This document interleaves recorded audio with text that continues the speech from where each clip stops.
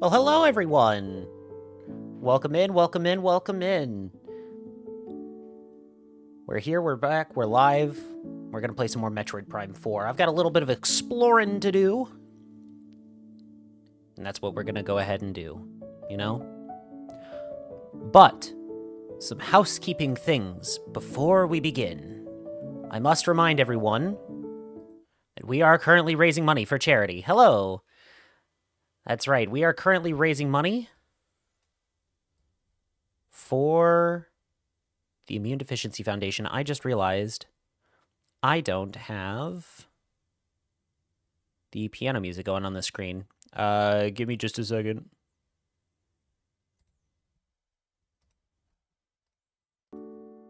There we go.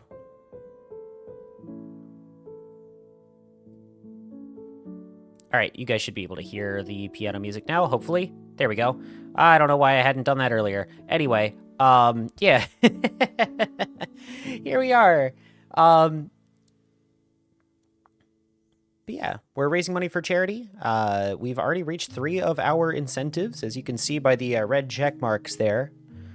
And we are continuing to raise money. We've already hit $210 raised towards the Immune Deficiency Foundation tonight. Or as of tonight. And we still have a little ways to go before we hit our goal of $500. Now, if we raise $300, then I will do a playthrough of Five Nights at Freddy's Security Breach. If we hit $400, I will do a full Fortnite stream again, just as I did this past year. And if we hit $500 raised for charity, then I will do a full playthrough of Sonic Forces for the Nintendo Switch. Those are your incentives. It'd be a real shame if I had to play through Sonic Forces. And the only way that I'm going to do that is if you guys donate money to the Immune Deficiency Foundation. You can do that by clicking on the little QR, or clicking on it, by scanning the QR code right in the corner there, or by clicking on the link in the pinned comment. Or, if you're part of our live chat, you can also do so by typing !donate and clicking on the link there. Mother, I cannot click the book. No, you cannot. Unfortunately. Anyway, let's go over to the desktop. Here we go. I do need to turn off the piano music really quickly. Hup. There we go. Now you don't have to hear it. Anyway.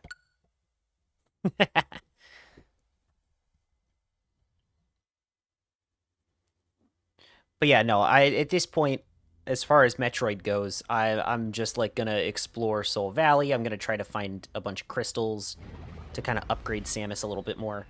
I'll probably go back through a couple of the older areas as well, just to see if there's anything new that I can unlock. Actually, going back through Fury Green might not be a bad idea too.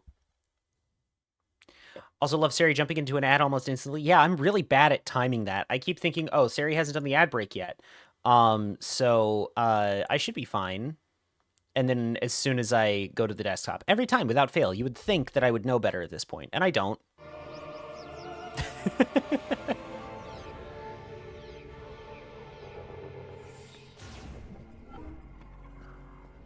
Hey gamers. Oh yeah, Colleen, you weren't here at the end of last stream. Everyone's fine. Everyone lived. Any trouble on your way here? Nothing I couldn't handle. Back in my unit, Herc Delta, there were missions in more extreme environments. You're Herc. Hardcore. I've heard the stories about your unit. Any of it true? Probably best I don't say. Oh, that's fair. But yeah, everyone's alive. I've no idea. Oh, okay. There they are. There's Duke, and there's Armstrong, and here's View. Nintendo, you silly billies. Yeah, no, it really was like, I really thought they were doing their heroic self-sacrifice, and they kind of were, but I genuinely thought they were dead for a little bit.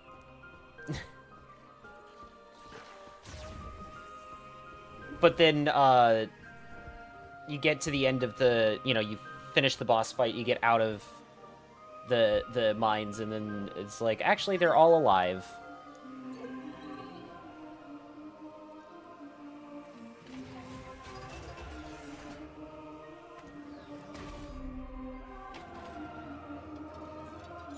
Oh.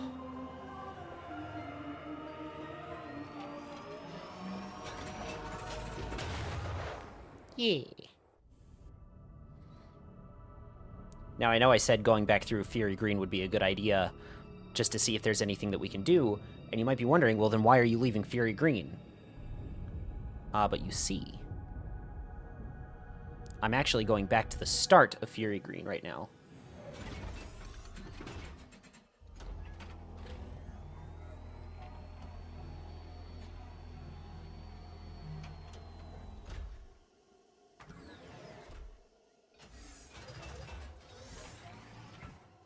Because if we go this way, this will lead us back into Fury Green from the very beginning. So,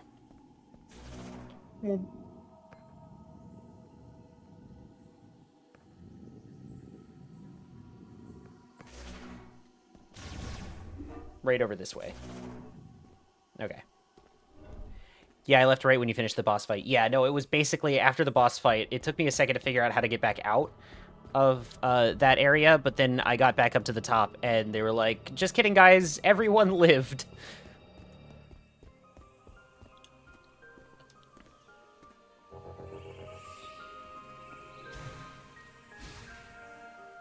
I guess it would have been cruel of Nintendo for them to leave us with just Mackenzie. I don't even hate Miles as much as everyone else does, but, like, I feel like a lot of people would have been really upset if they had killed off all of the other Galfed troops, except for Mackenzie, you know?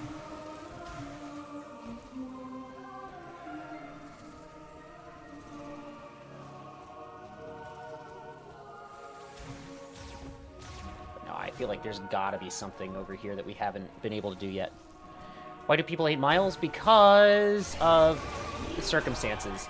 Basically, they did like a demo of this game at one of the big game shows, right? And the part of the game that they showed off was like the beginning part, like when you meet Miles and he's like kind of helping you out for a little bit, and everyone was like, "Oh, this guy sucks. I don't like him. He's really annoying." But then they started freaking out that they're like, oh, this must be representative of the whole game, so these NPCs are going to be with you the whole time. Even though the game hadn't come out yet, and there was no reason for them to think that. It's basically just a bunch of people on the internet being weird about a character. I don't know.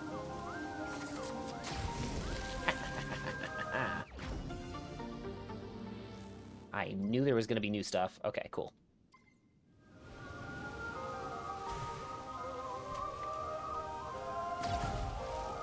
Neat. That plant is fireproof.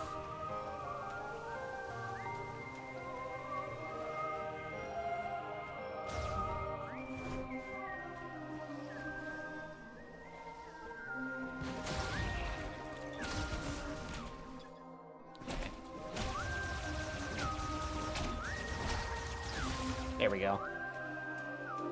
Yoink.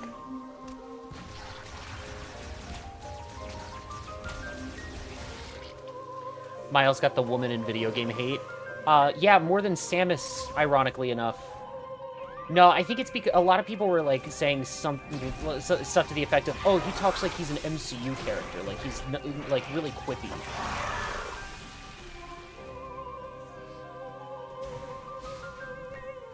And I think that's the thing that people were upset about.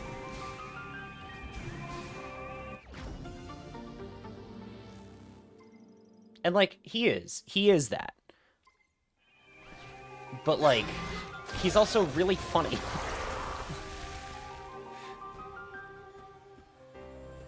I'm not saying those two things are related. I am saying that I do think Miles is a fun character. More fun than a lot of people seem to give him credit for.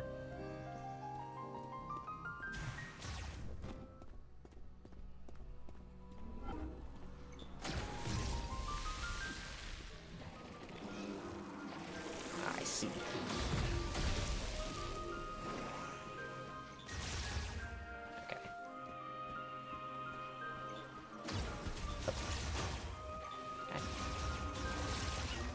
Out of here.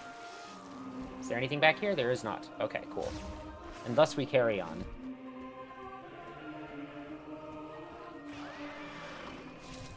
Ah. I'm gonna go this way. You motherfucker. Alright, let's see.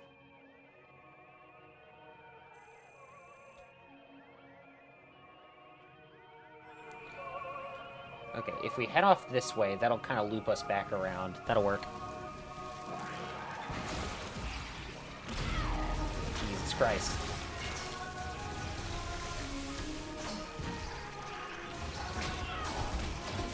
Brother, what is even hitting me right now? Well, other than this thing. Oh, it's you. Okay, that makes sense. I just didn't see him.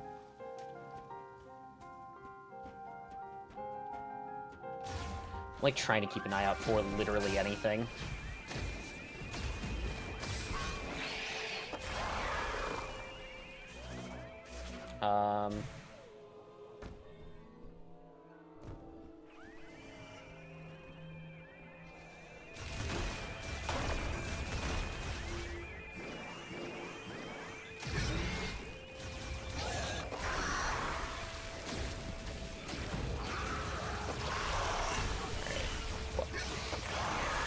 There we go.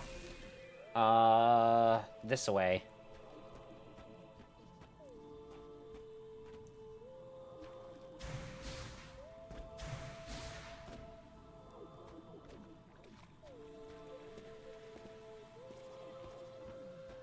Okay.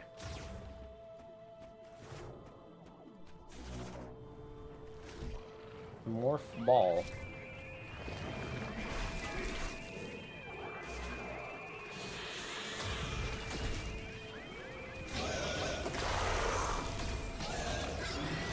There we go. Okay, neat. And so we carry on. Because I do really kind of feel like I'm missing something, right? It might just be nothing. It might just be that, like, my brain is working overtime. That I'm like, it's Metroid, so there are things hiding in literally every corner.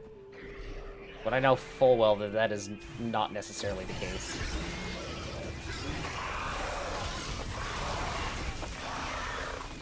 Okay.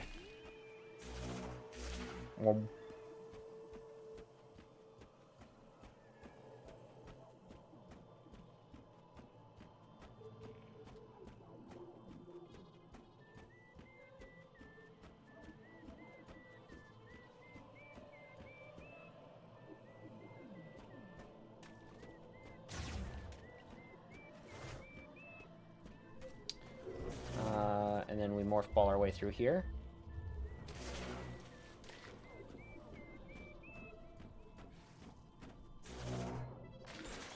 And then we morph ball our way through here.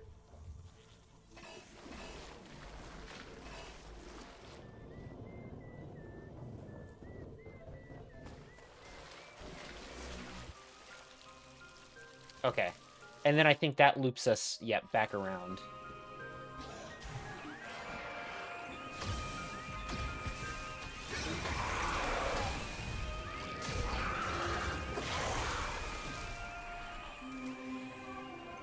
Okay.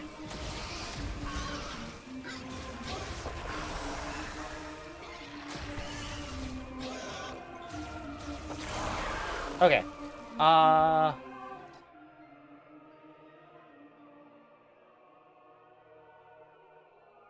The way to go is back where we came from. Okay.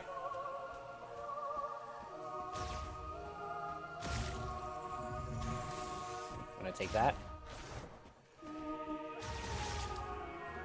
The music in this area is so pretty. Samus can canonically say it's morphing time. That's true. She can do that.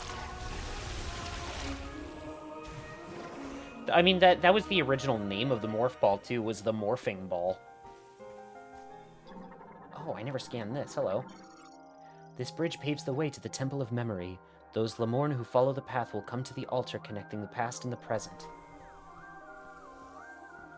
Neat. Okay, I'm glad I got that scan.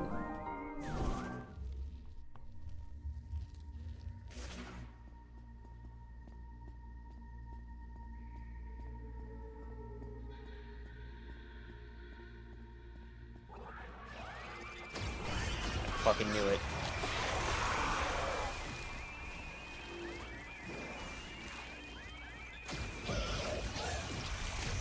God, this area is so much easier now that I have, like, all of the upgrades.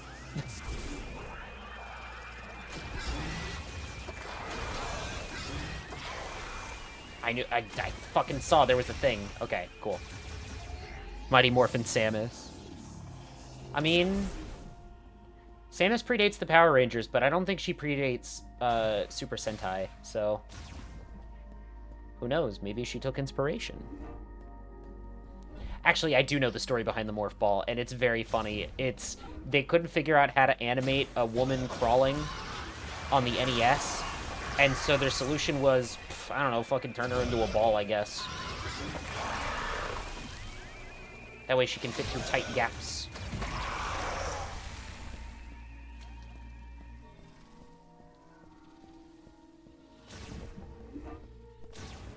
Anyway, this will lead us back to base camp. They literally said, fuck it, she ball. That's so true.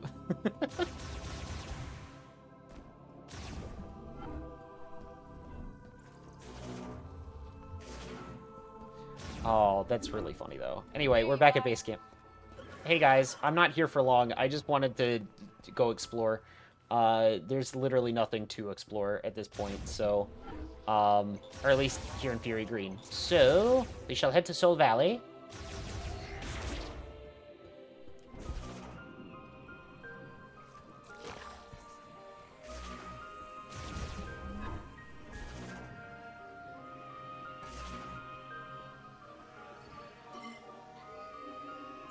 I want to go collect some crystals. Some green crystals to give to the tree.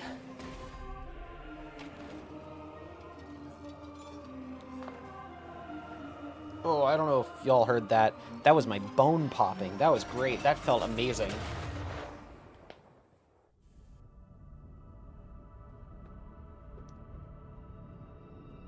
I'm trying to keep my posture in check.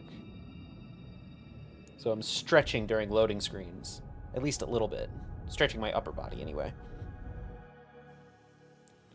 There we go.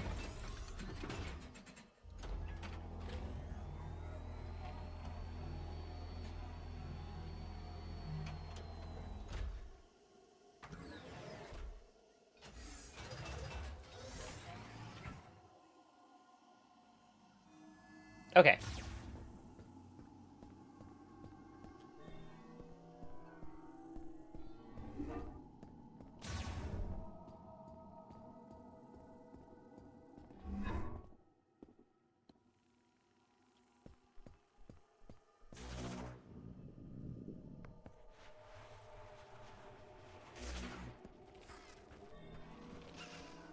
There's nothing really out here in this area that I can, like, interact with in the same way that there is in front of the other areas. Which is kind of a shame, but whatever. Anyway. Motorcycle.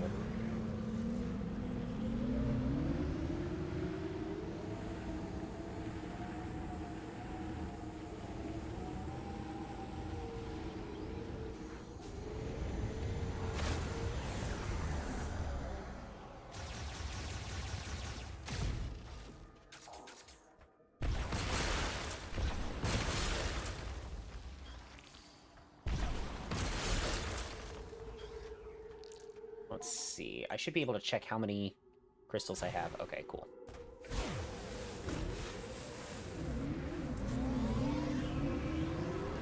Up.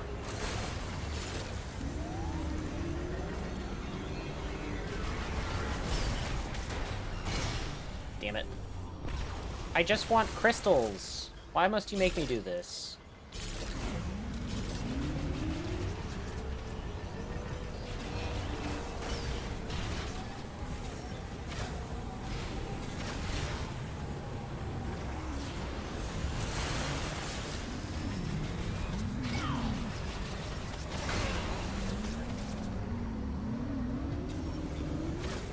Okay.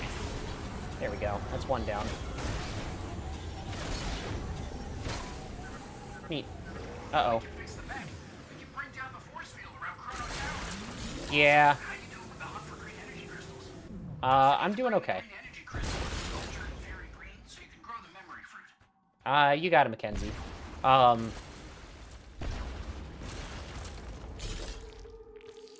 problem is there are a lot of green crystals, right?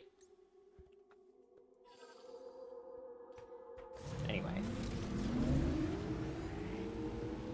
Oh, there is an electric lock over here by Kronos Tower. I also missed that crystal and I want to try to get it again. There we go. Okay.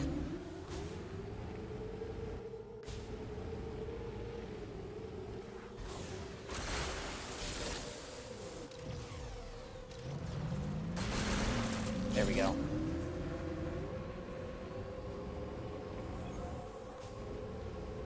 Alright. I know you're around here somewhere.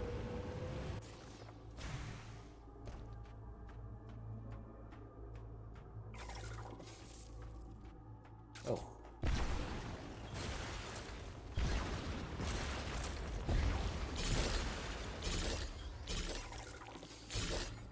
Okay. Where is it? Is it up here? Probably is up there. Yeah. Up, up. Yep, there it is.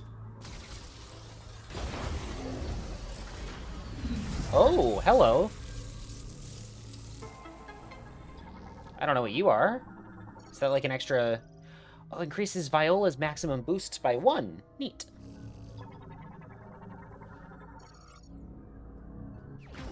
I will take that, actually. I didn't even realize I could upgrade Viola. Alright. Right, I need missiles for this.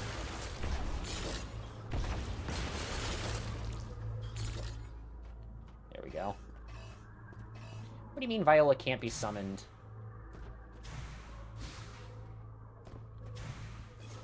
There we go.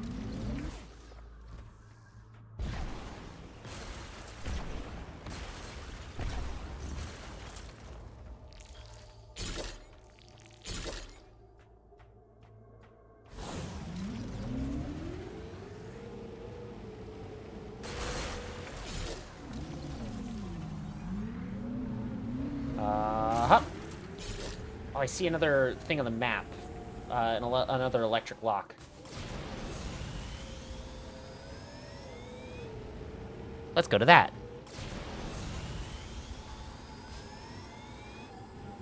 There you are. Okay. What?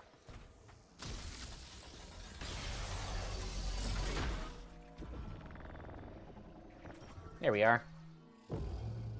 And down we go.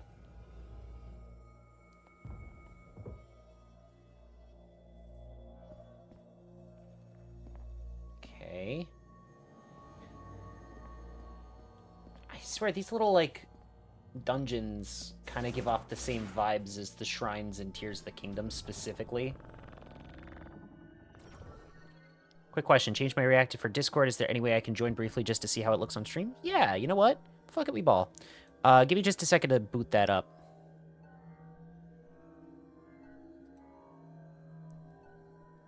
I will be in the gaming chat in my server. Check it out, I'm in the house like carpet. I forgot that that was my Discord entrance noise. Hey, how's it going? Ayo. Also, how's my mic? I don't think Very compressed. in a moment. Yeah, I have like the Logitech gamer headset. Also, what do you think? Keep the new React. I like it. I like it. That's very cute. Thank you. I changed my hair recently. So yeah. So reflecting that in your reactive, I suppose. Yeah, that and I just need a new one because I've had that started one for like forever. Understandable. And my cat won't stop eating trash. Yeah, that makes sense. Stop licking the trash can, buddy. Also, you know what just occurred to me, like, entirely out of the blue? I don't know why I just now realized this. Go on.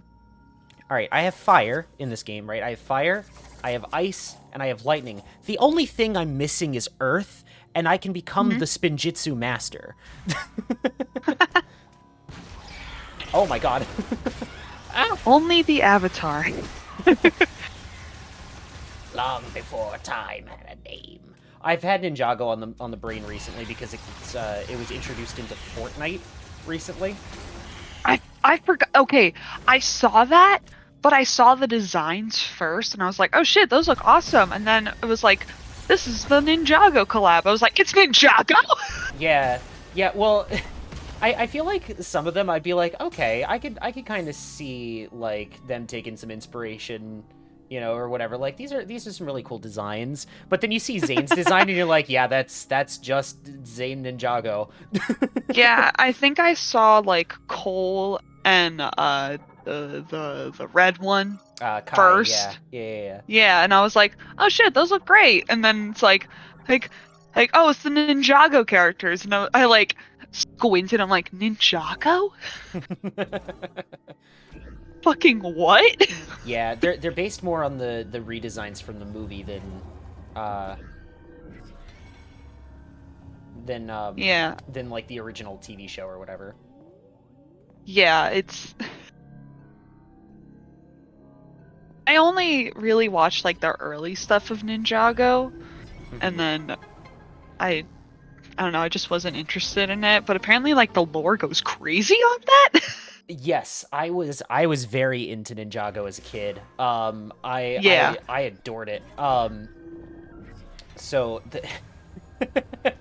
the first season, and when I say season, it was really like 2 episodes. It was a special, basically.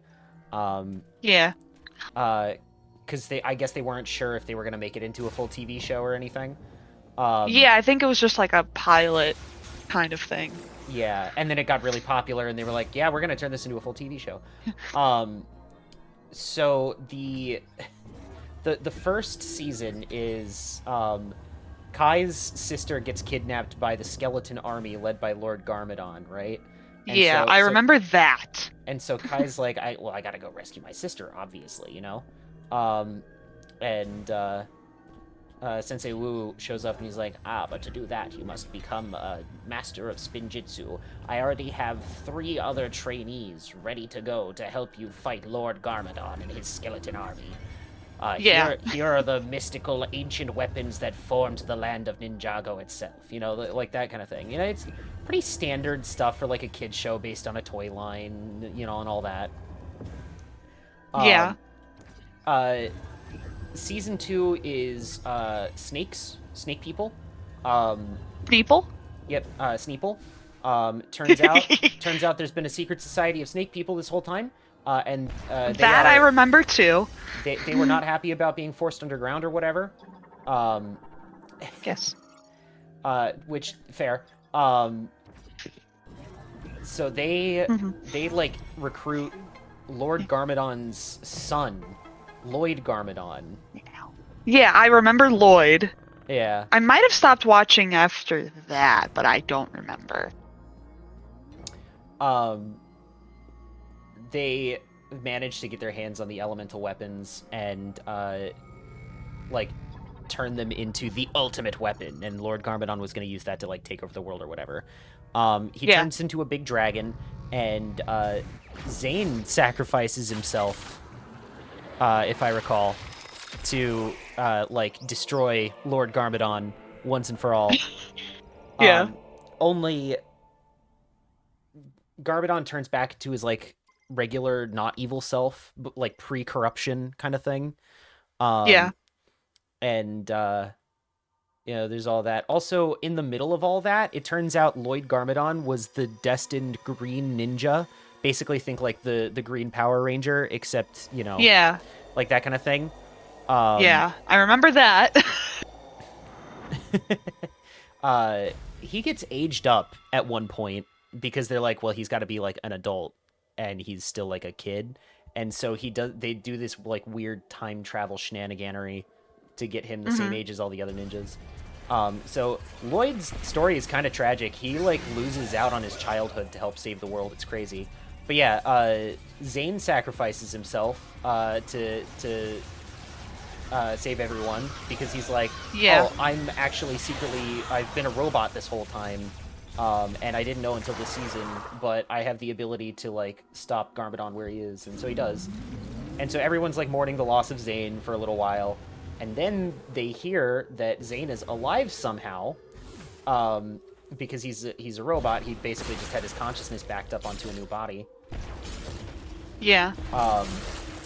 And I'm probably misremembering like the actual timeline of events. They fight Nindroids at one point, and I think that's when Zane sacrifices himself. Anyway, so Zane like turns out to have been uploaded into a new body that is currently being held by a guy running a tournament of elements, and that's when the ninjas find out about more elemental masters beyond just like the ones that they know. Nia becomes the water ninja at one point. There's a season that involves ghosts where Cole straight up fucking dies. Like actually dies and becomes a ghost. Yeah, I definitely don't remember this. There's a season with genies that I didn't care about. Isn't it Lego Ninjago like like One Piece or some shit? Like It's so funny you should mention that. I'm pretty sure there is a pirate season at one point too.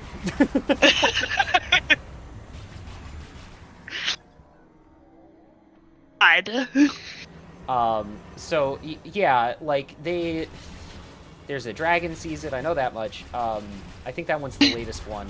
There was like one where they go into the Matrix. Yeah. Yeah, it got weird after a while. Like the last season that I really cared about was the Tournament of Elements, mostly because Zane's my favorite character and I wanted to make sure that he was okay and well. You're like Darth Vader, or after getting the... Is Zane alive? Is he all right? Is he alive? No, pretty much. Like they teased that he might still be alive, and I was like, oh, now I gotta keep up. I gotta know what happens to my boy. My boy. Hello, Unk. Also, hi, Enigma. I saw you for a second. I'm sorry that you have to leave immediately because of spoilers. Ah, dang. Turnip, I can't think of anything harder than the F-bomb after reading the rules. Hey, listen, I swear like a sailor. I'm not even gonna deny that. Yeah, I do too. What do you mean Viola can't be summoned right now? I'm in the middle of the desert!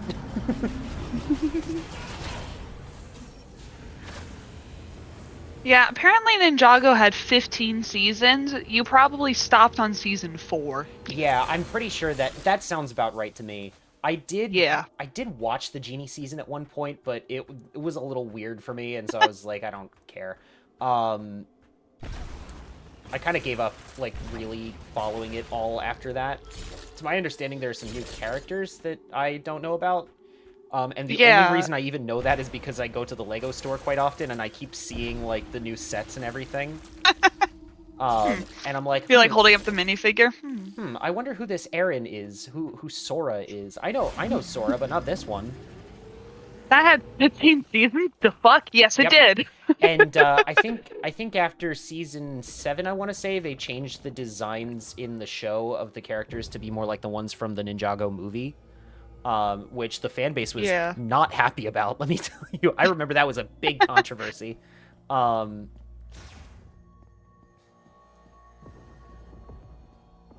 oh, Yeah, I I literally don't. was just in this one. What the fuck? Okay, no, let me out.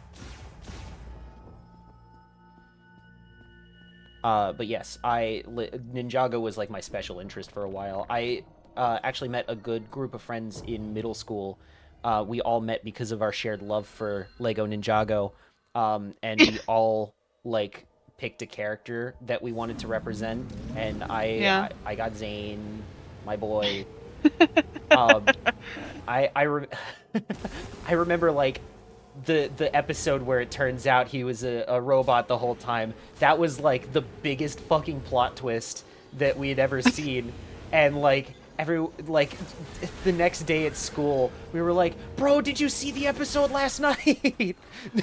Oh, Zane's a absolute cinema. robot.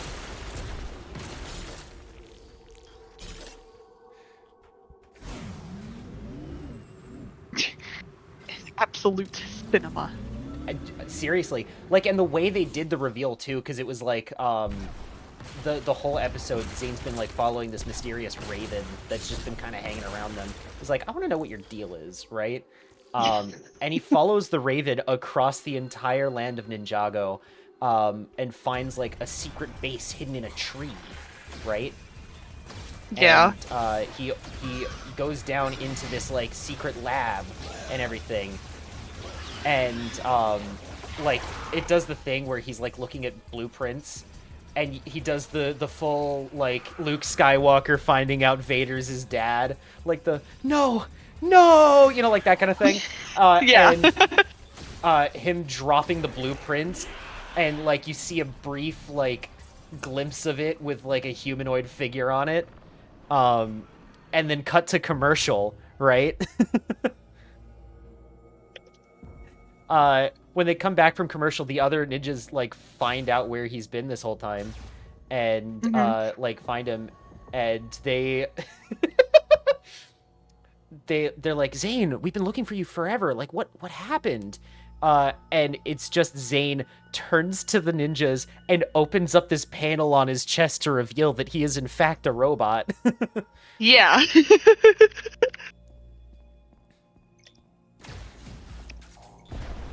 But it's a really good beat for him too, because like that whole arc, they're like trying to like reach their true potential, and the thing that was holding Zane back from doing that was knowing who he was. And so like he's the first of the ninjas to like really like unlock himself. It's really cool. Yeah, I remember Zane being a robot. And I think that's where I left off. Mm-hmm.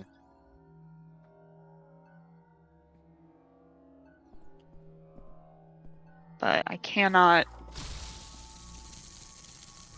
Yeah, I don't know. My brother was really into it, and I just kind of was like, whatever. But another friend of mine, she's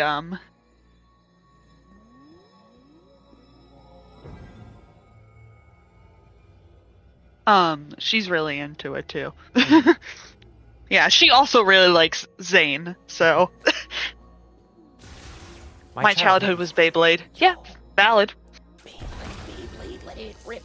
I never got into Beyblade. There's a part of me that kind of wishes I had, but like, there's another part of me that's like, it's probably for the best that I didn't. Yeah. Did you like Bakugan? I did really like Bakugan. We've talked about this before. We probably have talked about this before. I love Alice and I love Masquerade. I think they're great. Can you tell that I'm transgender? That comment probably makes no sense to anyone who's never seen Bakugan. But that was another big like plot twist that I remember from my childhood, was the reveal that Alice, the girl who is not at all into the game or anything, is actually the secret villain and is like the best at playing Bakugan, you know? Yeah.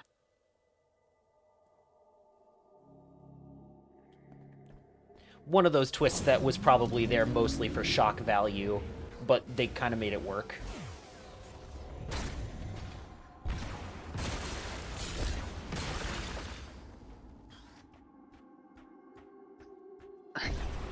Yeah, I know Bakugan went on for a long time too after I was Yeah, I think I've done like a reboot of it at this point.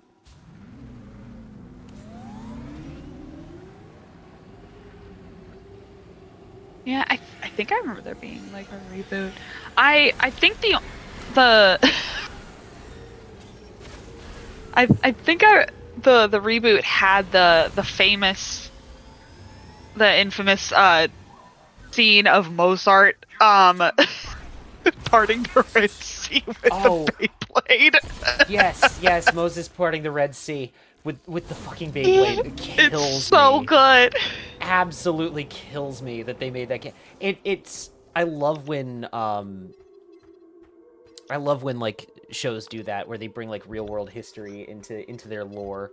Like in Miraculous Ladybug, how like Marie Antoinette was a miraculous user. Or like in Percy Jackson, how a lot of famous historical figures were like demigods, you know? Yeah. Yeah, but just Mozart, oh my god. Yeah, Mozart parted the Red Sea. His concerto, man. I gotta tell you. Yeah, damn. No, Moses parting the Red Sea with the Beyblade is always really funny to me.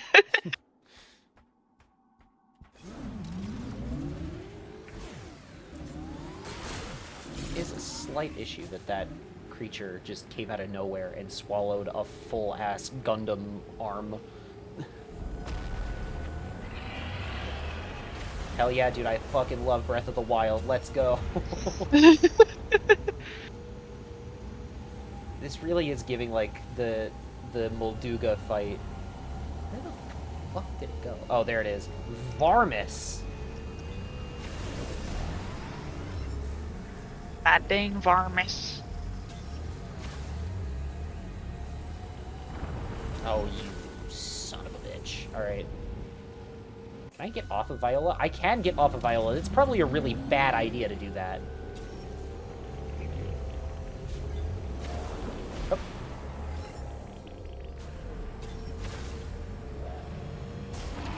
Oh, there we go. I hit something.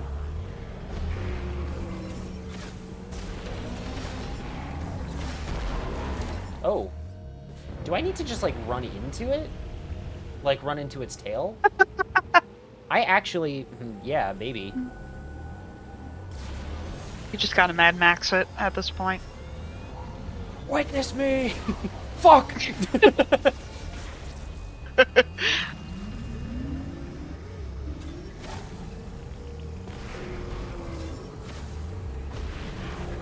Oh, hey, I'm getting another call from a friend. I will be right back. No, you are good. You are good. Alright. So I think I figured out my strategy with this guy. The only issue is, where the fuck... There he is. Okay. Ads. Oh no! Huh. Nope. None of that shit.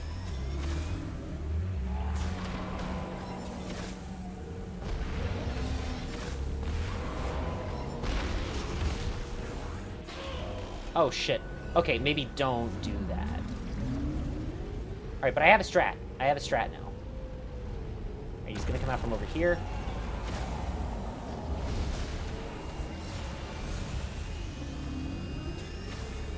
Alright, where are you?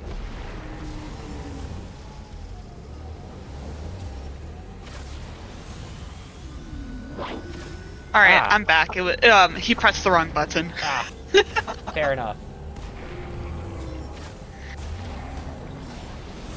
God damn it. I fully fucked that up. It's an Alaskan ballworm! Listen, I'm on a desert planet right now fighting a giant worm. I'm pretty sure this is Dune. just Dune at this point. Huh?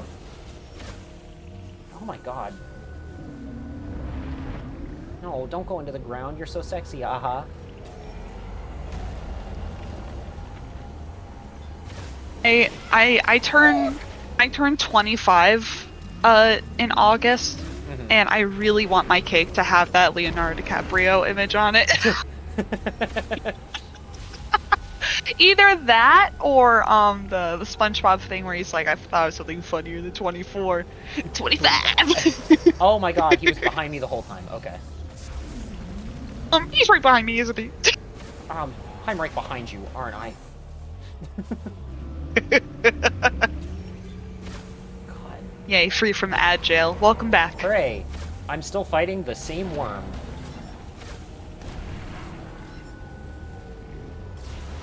No, I fucked it. I fucking buffed it, dude. Okay, I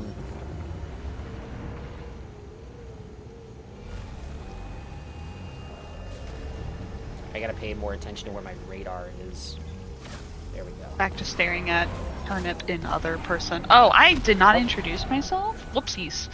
Also, because I changed my reactive. Hi, my name's Colleen. I also go by Fish. I am a friend of Mel's, as you can see. You can mainly see me on the tier list night streams that we have every so often. But yeah, I use any pronouns. I'm not super picky. And I'm also based in the on the East Coast as well, just a little bit north of Mel.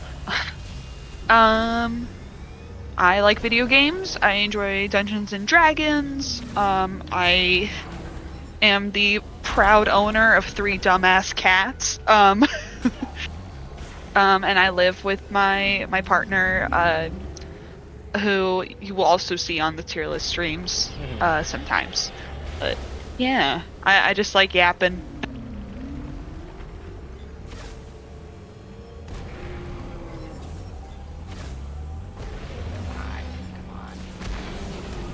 Alright, I'm getting this down, like, sort of. Are the cat all orange? No, one of them is orange. The other is fully black cat, and the other is tuxedo cat.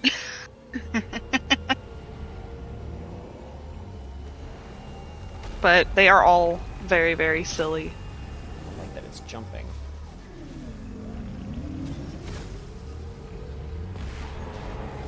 Come on, slow down, please. Long enough for me to just ram it. There we go. Oh. Alright.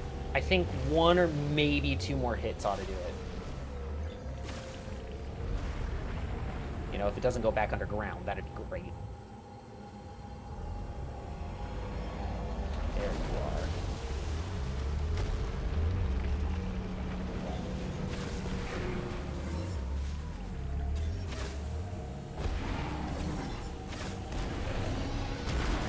There we go. Oh! Yippee! And I ran into it at the last second anyway.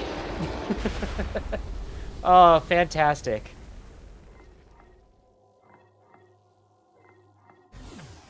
Alright, well. Well. Into the belly of the beast. Oh, wait, can I just... Oh, I can scan it. Right, I probably should do that. Alright, crustacean morphology, Varmus. Okay, cool.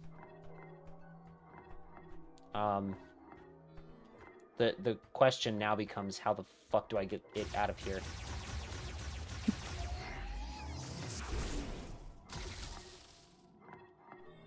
Oh, wait. I'm silly. I know exactly how I can get it out of here. That's not the worm, Mel. That's its tongue. Alright, please.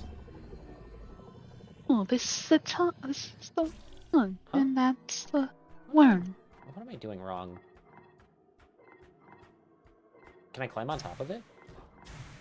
Let's go.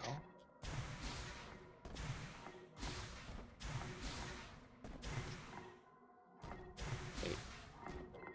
Wow, I can see my house from here. Okay. Ah, Arizona. Okay, there really isn't an... Oh, I'm stupid. I got a morph ball.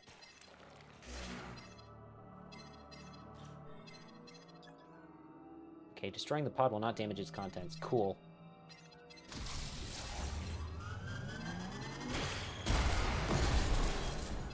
Huh. Oh, you know what I can do is this. Not that one. Fuck it. That one. Bonk, bonk, Well. beat it up. Samus is like, it's a good thing this suit is already red. Neat.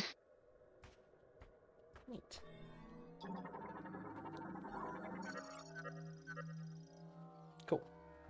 Great job, Samus. Now, if only there was a way to bring it back to base camp. Yeah, that would be Takaki's nice. out in the desert, so you may want to ask him about it. Takabi's out here. Would be Where the nice. fuck is he?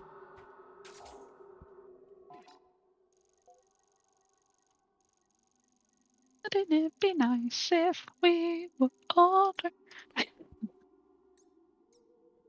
Wait. I don't want to get copyright stricken. Wait, where the fuck is Takabi? Okay.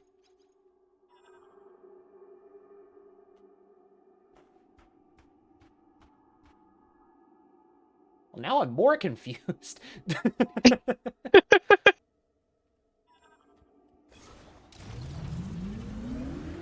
A single tumbleweed rolls by. Yeah, the good, the bad, and the Ridley.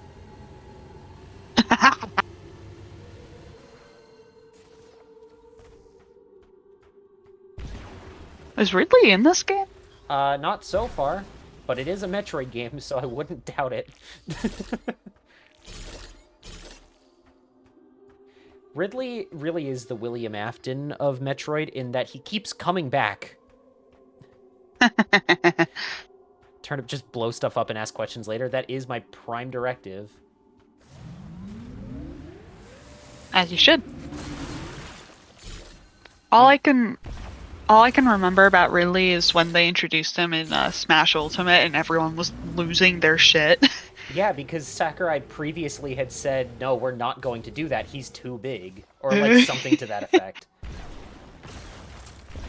He didn't say it in quite so few words. His explanation was more just, we would have to scale him down massively, and at that point it wouldn't actually just be Ridley.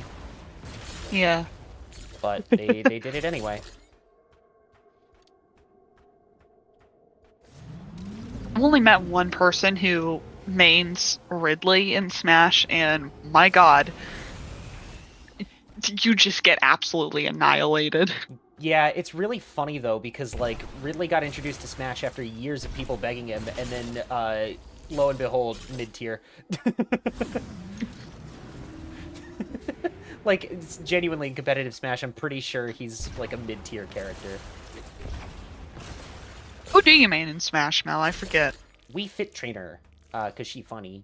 That's really the reason why I main her, is mostly because I think she's a silly character.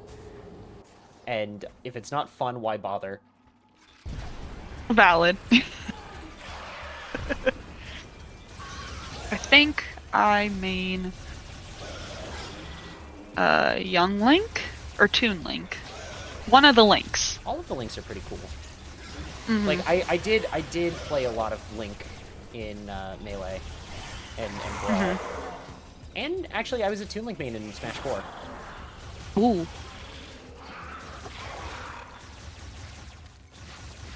Yeah, I think because I remember playing Super Smash Brothers Brawl, and I think as a wee youngin, I think I mained Lucario. Mm-hmm.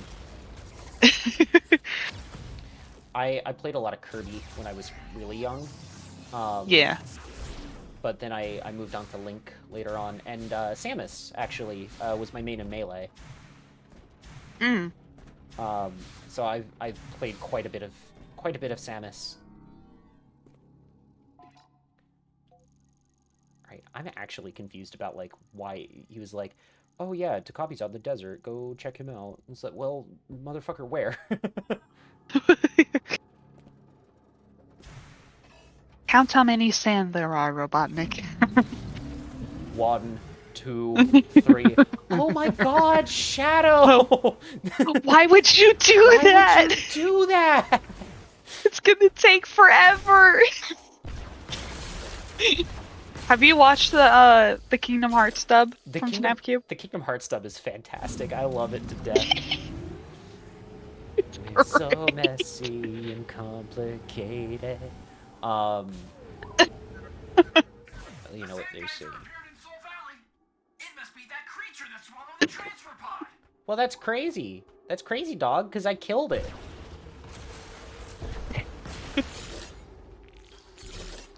Like, I blew that shit up and everything with a super bomb. I was a Kirby main when my ex essentially forced me to play. Damn.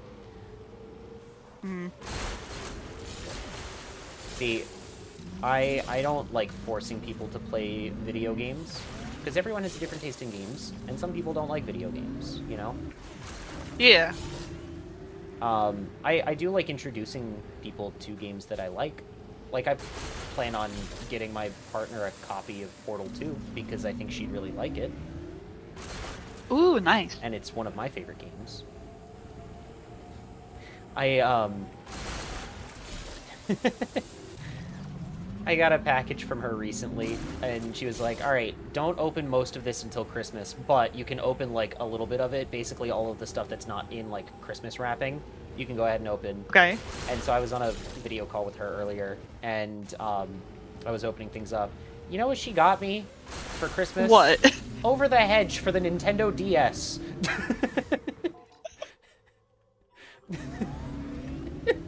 What? I love her to death. I assume you have a working DS. Yeah, actually, she gifted me her old one a while back because I was like, Oh, okay. because I was like, I really have a hankering to play the DS, but I don't have one. And she was like, I have one that I don't use. You just want mine? And I was like, yeah, sure. You know, if you're willing. You should have put the playing over the hedge game as one of your things for Ella Melodies. Well, I didn't know that I was gonna get Over the Hedge for the DS, although that would be really funny. I booted it up a little bit just to see what it was. It is a 3D collectathon. Yeah. I remember the Wii version of the game. Yeah. I'm sure it plays a lot like the Wii version, only it's on the DS, and let me tell you, 3D collectathons really do not work with a single D-pad as your only movement option, and no way to control the camera. It's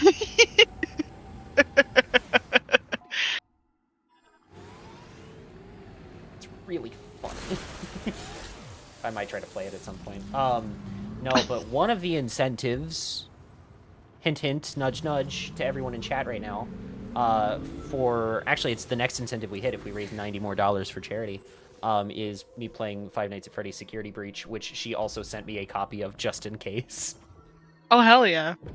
Do you know anything about Five Nights at Freddy's? I have seen both of the movies, and I know a little bit of the lore thanks to cultural osmosis. I've not actually played any of the Five Nights games. I haven't played them either. I've watched people play them. And I've watched a video on the lore, and I still don't get it, so that... I remember seeing someone recently say, like, now you may complain that the plot of the Five Nights at Freddy's movies is hard to follow. It is a perfect adaptation. I really kind of want to see the second movie because I watched the first one. I was like, that wasn't bad. As a non-fan, I was like, I was entertained. And then now the second movie's coming out, and me and Josiah are like, do we want to see this? I did see it. 'Cause I've been making a point to like watch new movies this year, and the last couple of weeks, I'd been going out to the movie theater on the matinee day and like, going to see new movies. And Five Nights at Freddy's was one of those. It was actually the last movie that I went to a theater to go see.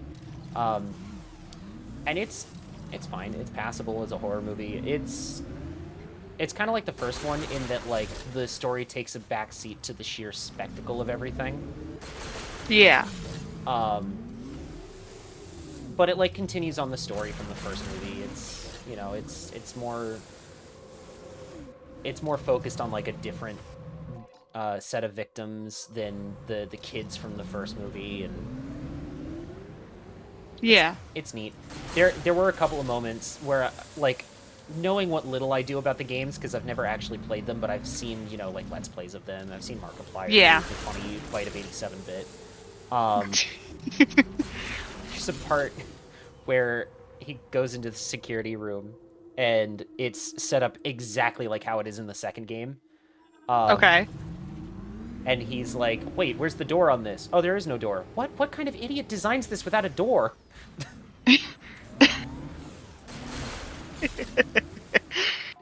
Yeah, I've always been like slightly interested. Like, it's like, oh, they're making a Five Nights at Freddy's movie. I'm like, oh, that'll be interesting, I guess. And then the thing that like Josh Hutcherson has been cast. I'm like, that's an interesting casting choice, but okay. And then Jim Henson Company's doing the animatronics, and I'm like, all right, I'm sold. you have me interested in this. That's what sold me on the movie, to be quite honest, was Jim Henson Company doing the animatronics.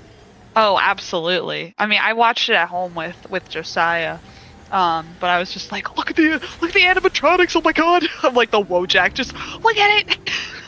But honestly, I will say this. A reason why I want to see the second one is because there's a celebrity crush of mine. Yeah. Yeah, it's Freddie Carter, who plays Michael. Oh, okay. That is Yeah. completely fair.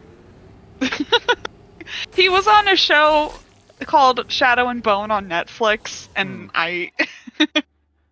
it got canceled by Netflix, unfortunately, after like 2 seasons, which Hey, is at least it bullshit. got 2. Yeah. Yeah, but they're already planning like a spin-off, like they were already planning a 3rd season and a spin-off series, and then Netflix was like, no. Mm-hmm.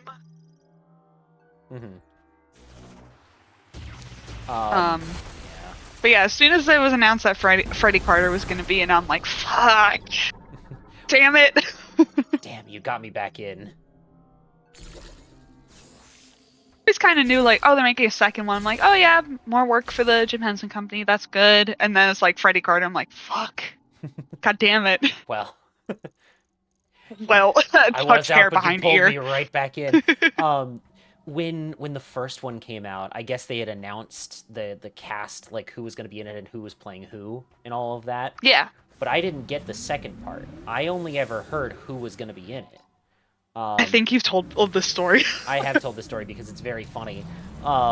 So I was in a watch party in a Discord server, watching the movie with everyone, and it got to the part where like, because throughout the movie they kind of like, if you don't know, they kind of hold Matthew Lillard's role kind of close to the chest, right? Yeah. Which is how I was experiencing it. But we got about halfway through the movie, and he started saying he started saying certain lines, and I was like, guys, I think Matthew Lillard might be William Afton. And everyone else is like, yeah, no shit, Mel. Oh yeah, and Matthew Lillard being cast in the first movie, I was like, okay, interesting. Yeah, Matthew Lillard in the first movie, and he does make like a cameo in the new one. But Skeet Ulrich is in the new one as well. Yeah, I heard that. I know he's from the Scream movies along with Matthew Lillard, so I was like, oh, that's nice. Yeah, I thought that was really funny that they're basically doing a Scream reunion. Love that.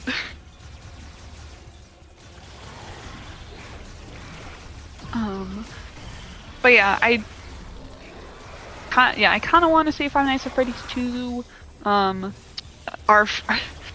Then the 3rd Avatar movie's coming out, I think, on the 19th, and like, yeah, we have a friend who absolutely hated Way of Water. Oh, that's crazy. I really liked Way of Water. I liked it better so than now the we're original. like, yeah. Oh, okay. But like, now we're like, well, now we gotta see Fire and Ash. Come on, man, let's go see it. And he's like, no. He's like, I can't sit through 3 hours of bullshit. You know what the funny thing is like I'm actually less excited for Fire and Ash than I was for Way of Water. I think part of the reason I was excited for Way of Water more than anything else was I was like, damn, it's been so long since the last one. I kind of want to see where he's going with this, right? Like why they're Yeah. bringing it back. But like that Yeah. was only a couple of years ago at this point. So like Yeah. so like for them to bring it back so soon Yeah. is like, oh well, you know, whatever. Yeah, I don't know. We're all just like, let James Cameron cook. Yeah, cook with Fire and Ash, yes. I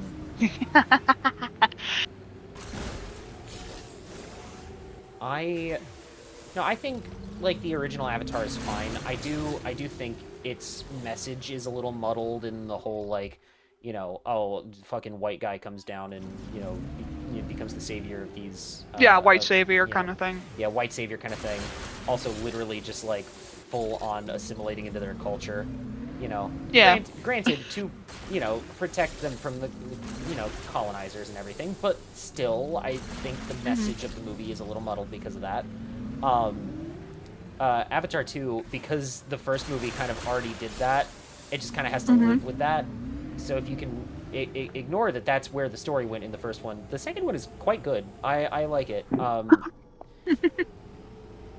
I really like the new characters they introduced. I love Kiri. I think she's great. I also think it's really funny that Sigourney Weaver played a 14-year-old in that movie. Oh yeah, I remember that. Took is adorable, and I love her.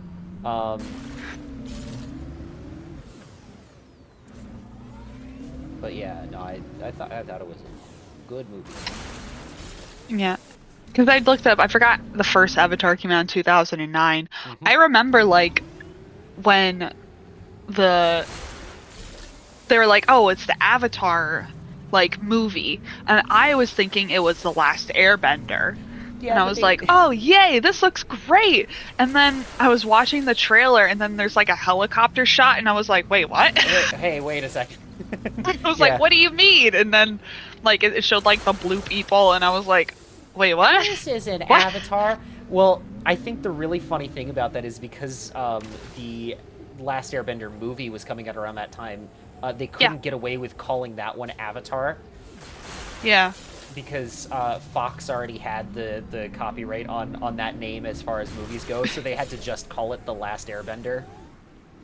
Yeah. We all know how that turned out. Literally one of the worst movies I've ever seen.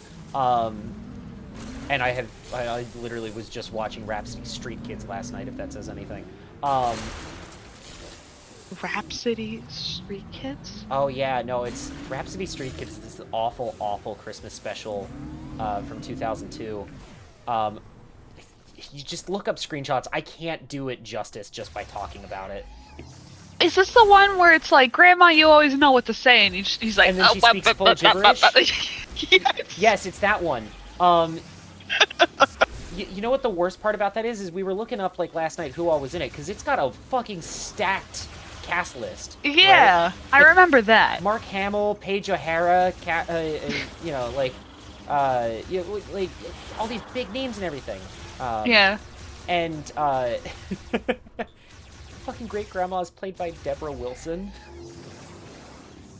Who I know as Seer Junda from Star Wars Jedi Fallen Order. Somehow. Like she was, she had been a accomplished comedian up to that point. She was on Mad TV and all that. But like that's what I know her from is from Fallen Order, which is again one of my favorite games. And so every time Great Grandma would come on screen, that's all I could picture in my mind was Seer.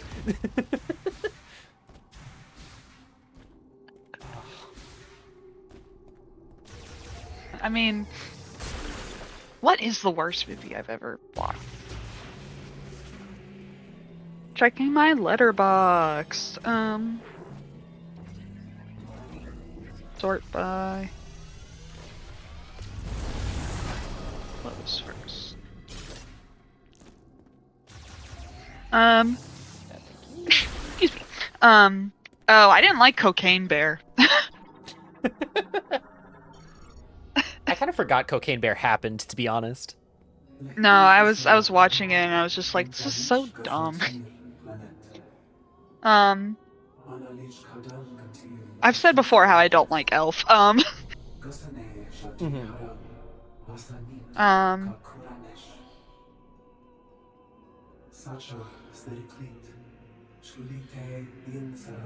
else. Oh, I did watch a little bit of the, as much as I could stomach, that the Artemis Fowl movie. Mm-hmm. Do you know about that? I do. I've never read the book, nor have I seen the movie. Um, Girl, it's it's so bad. Like, I think they I've took heard. it off of Disney Plus. That's how it was bad. And it was a Disney Plus original movie. They fucking turned it into lost media. Insane. Exactly. It was bad. Like, even like when it comes to book to movie adaptations, yeah, it was bad, but even then, it was just like a bad movie. Like, if it was just a standalone movie, it would be bad. Oh yeah, no, they actually have straight up taken it off of Disney Plus. That's insane. Oh yeah, Oh, I didn't like uh sorry. Passengers. The whole Hulu on Disney Plus thing keeps fucking me up because Yeah. it'll be like popular searches, Zootopia, Frozen. That makes sense for Disney Plus. Trending searches, the Powerpuff Girls. Wait a second. That's not Disney. No, wait a damn minute. The fact that I can watch more Cartoon Network shows on Disney Plus than I can on fucking HBO Max is actually insane, though. Oh yeah, Passengers was a really bad movie. Do you know about that with Chris Pratt and Jennifer Lawrence? No. Okay, so hold on, let me look up. It's like a sci-fi movie, and so. Passengers 2016 is a science fiction romance film starring Jennifer Lawrence and Chris Pratt about two passengers on a 120-year interstellar journey who are awakened 90 years early due to a spaceship malfunction. Stranded on the starship Avalon, they fall in love while facing the reality of living and dying alone on the ship and must work together to save the vessel and its thousands of other sleeping passengers from a critical failure. I detected one of those scout bots in Soul Valley. It's near the entrance to Vault Forge. I'll update your map. It's I have problems with it, and a lot of people do. Mm-hmm.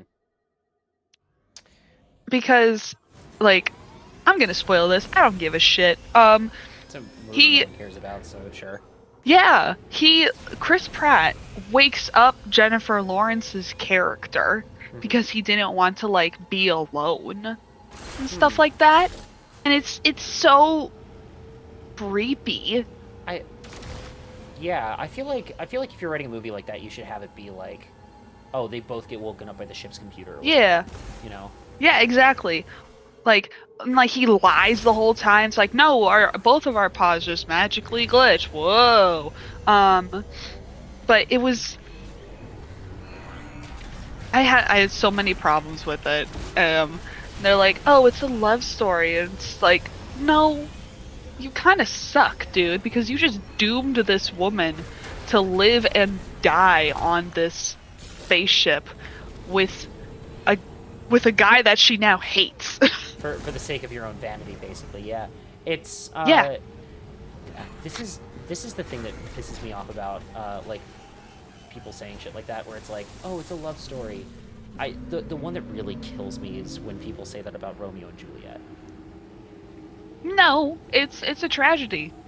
It's not a love story. It is not the greatest love story in the world. It's not a good love story.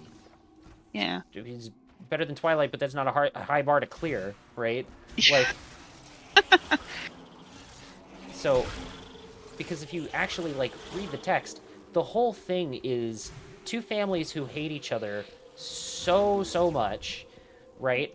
Their kids are like, wait, actually, we have a lot in common. I like you a lot. We should, like, elope and, do all this. They're being Yeah.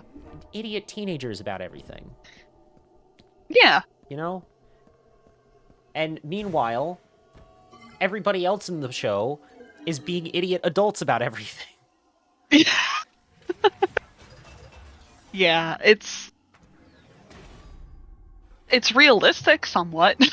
Yeah, it's realistic in that everyone's being a fucking idiot for no reason, but like True.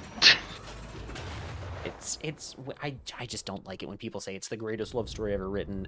Anytime anyone says that, I'm like, so you've never actually read or seen Romeo Oh. and Juliet then. Okay. Do you have a favorite Shakespeare? I forget. I do. Much Ado About Nothing. Oh wait, shit, that's mine. I forgot. Oh, hell yeah. I love that show. I got introduced to it through my theater class where we watched the Kenneth Branagh version. The one that's got Denzel Washington and Keanu Reeves in it. Yes. Duh. I got introduced to it because David Tennant and Catherine Tate did a performance. That has to be brilliant. It's really good. I wonder if I can find it to send it to you. I mean, the two of them are just, like, always brilliant together. You know, anytime they're in any project. They're amazing. I love, like, when they did, like, the Doctor Who Christmas specials from a while back. Where, like, they brought back David Tennant to be the Doctor again, and so, of course, they had to get Catherine Tate to be Donna, because, really, you can't have one without the other.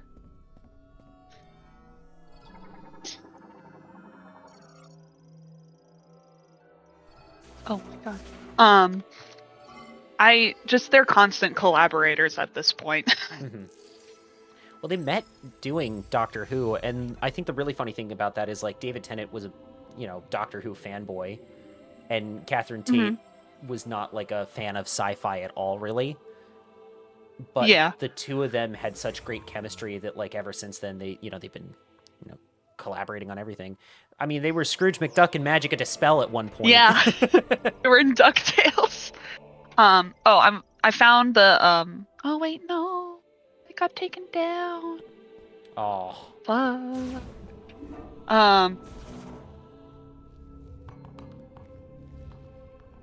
Internet Archive, no. Good old Internet Archive. Hello, Samus. My beloved. But yeah, it's like a modernized version of Much Ado About Nothing. Oh, okay, I found it on YouTube. Neat. It's like chopped up into like a playlist, but whatever. But yeah, it's like modernized. Like David Tennant comes rolling into a scene on a golf cart wearing a Superman shirt. It's great. That sounds amazing, yeah. Okay.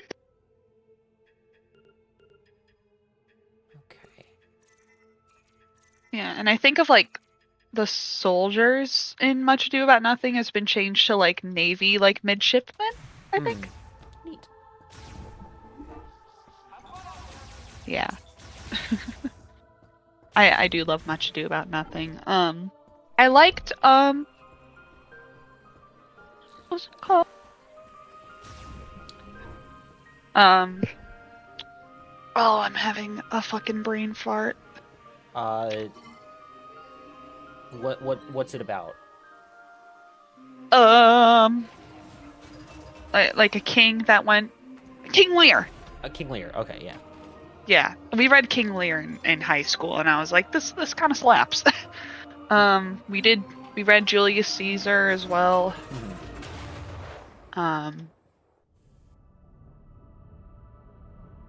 When we were in high school, we read Romeo and Juliet in our freshman year.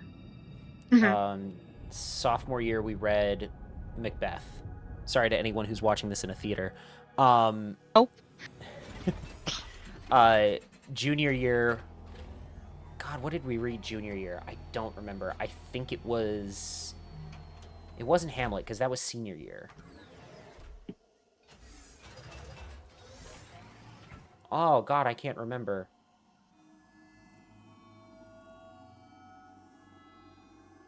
It'll come to me. But we read Hamlet senior year. And I got to play the part of Hamlet. Hell yeah. Mostly because nobody else wanted to take it. So I was the one doing all the soliloquies and everything. Nice. I think we. Yeah, it was like Julius Caesar, Romeo and Juliet, King Lear. We didn't read Shakespeare my junior year, which sucked ass. But I like this. There's this video of a guy who's doing he did this YouTube series where it's Hamlet adaptation, where Hamlet is a vlogger and uploads all of his breakdowns to YouTube. So like he has the video of him doing the to be or not to be monologue. It's real. He does a really good job, honestly. That's one of my favorite like interpretations or performances of said monologue. Yeah. I just love the idea of Hamlet as a vlogger. Just like, what's up, guys? It's me, Prince Hamlet. My dad came back from the dead. Yeah, cause he's so casual with the delivery too. He's like, to be or not to be. That is the question. That is the question. Whether it is nobler, yeah, it's. I love doing that. My favorite soliloquy. It's not even really a soliloquy, but it's more just like him doing the whole thing with Yorick. You know. Yeah. That's another thing that pisses me off sometimes is when people like hold up a skull and then go to be or not to be. It's motherfucker, that's the wrong scene. Yes, exactly. Oh my god. Yes, that pisses me off too. Tell me you've never seen Hamlet without telling me you've never seen Hamlet. It frustrates the hell out of me. And it's something so ridiculously petty to get like frustrated over, but like I do genuinely get really frustrated about it because like motherfucker, that's not the right scene. That's like fucking, exactly. That's like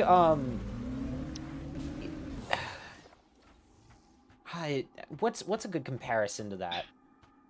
I don't know if this counts, but I've always hated when people in movies, like if they need blood, they cut their palm. Mm-hmm. I don't know if that counts, but I hate that because like why the hand? Why the hand? Just go for. There's so many important nerves in your hand. Just like cut like your thigh or like your calf.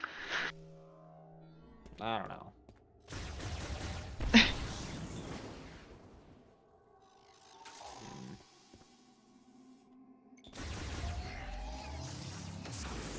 Wait, if I Have you seen there we go. the musical Something Rotten?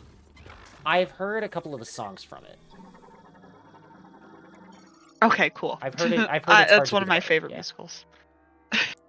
It's a very good musical. Oh, sick. The scout bot is gonna scan everything in Soul Valley for me. I also love. There's a Tumblr post that's like Shakespeare's character descriptions and stage directions or context are so vague it makes me so happy. You want to make Laertes Hamlet its ex-boyfriend? Doesn't say he's not. You want to make Julia a trans girl? Where in the script does it say she isn't? Fucking put King Lear in space. Set that shit on the Enterprise. There are no rules in Shakespeare. The best part is that pretty much all of fights are described as they fight with no motion of whether it's with swords or throwing knives or kung fu, but they just do the slappy hand things at each other. We did do, because I went to a couple of theater competitions when I was in school. We did do a scene from, I want to say it was Romeo and Juliet. It's like the scene right at the start of the show where, you know, they sword fight and everything. Yeah. And we got actual foam swords and like mapped out choreography for it. Great. It was like full on, like we were treating it like a fucking lightsaber duel. It was great. Yeah. That's like in sophomore year of high school, I had one of my favorite teachers. He definitely should have been a theater teacher because he loved acting like our books out. Mm-hmm. He was a big theater fan, yada yada yada. He's from New York, like New York City, the whole 9 yards. Mm-hmm. And we were reading Pygmalion, which was which My Fair Lady essentially. I mean that's what My Fair Lady was based on, was Pygmalion. Yeah. And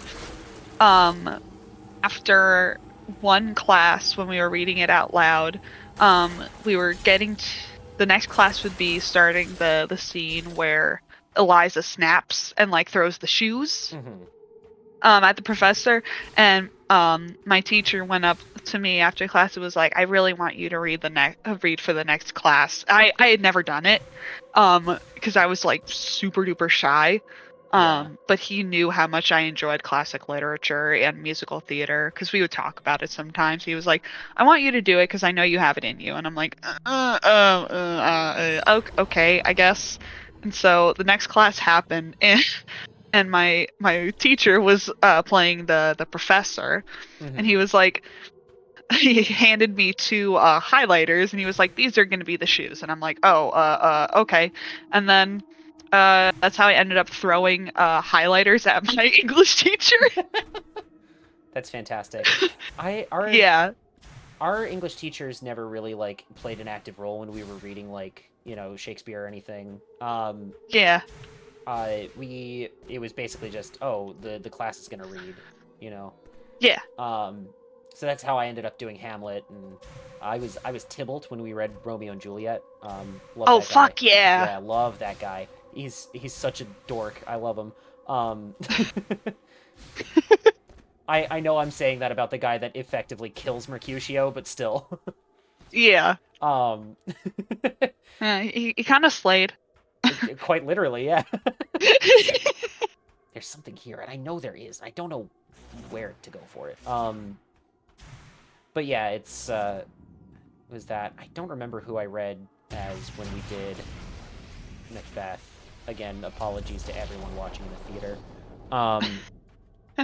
God no, we did our theater club did a production of In the Heights one year. And let me tell you, Oh, you told me about that. we were too white to do a production of In the Heights. But we did it anyway. We at least had a Call Hispanic that kid In the play Whites. Yeah, we at least had a Hispanic kid play Usnavi, so there was that. But yes, we there was one kid who had just joined the theater club, like for that specific show, and you know, of course, we were like, all right, here are the rules, yada yada yada. And by the way, don't say Macbeth when we're in a theater; it is bad luck, right? Yeah. So Yeah. so we did the whole 9 yards. This motherfucker during our like dress rehearsal, where we're in the actual auditorium and everything, and we're getting ready, to do the show. Motherfucker says Macbeth, right? Oh boy. Fully just trying to piss everyone off, right? Rage bait. Literal rage bait. So you know what we did? We forced him and everyone to take a lap around the theater to uncurse us. Uh, And we made sure As that you he should. did. As you should. So But yeah, I peaked in high school throwing highlighters at my teacher. Yeah, did you ever read Pygmalion? we did read Pygmalion, but we read it in our English class and not in our theater class. Yeah, well, we read it in English class. I never took a theater class. Oh, theater class was great. That's where we Yeah. read Rosencrantz and Guildenstern Are Dead, which is Nice. just so amazing, and I recommend it to anyone who's seen Hamlet or read Hamlet. Mm-hmm. It's a really good companion piece. If it tells you anything, Lion King 1.5 is directly based on that show. Yeah, I know that. Josiah really loves Lion King 1.5. You can reach me through the radio command on the map. No, I love Rosencrantz and Guildenstern Are Dead, and I think part of that was I really did like Lion King 1.5 as a kid, and so when I actually got to sit down and read Rosencrantz and Guildenstern, I was like, oh, that makes sense as to why I like this. Yeah.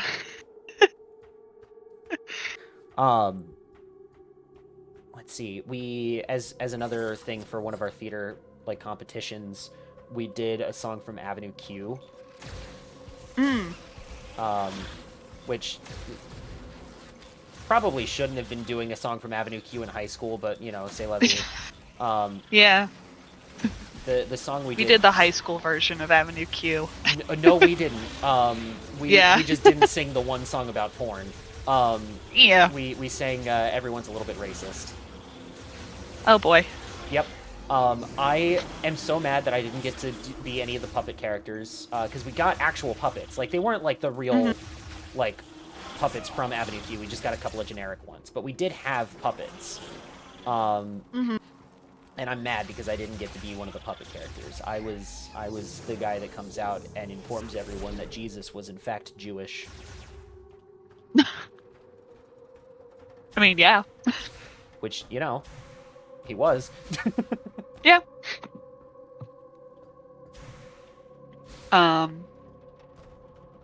Yeah, I wasn't a theater kid. I had a lot of friends who were theater kids. I was a band kid. I was in a marching band, but however, I contributed to the theater program once.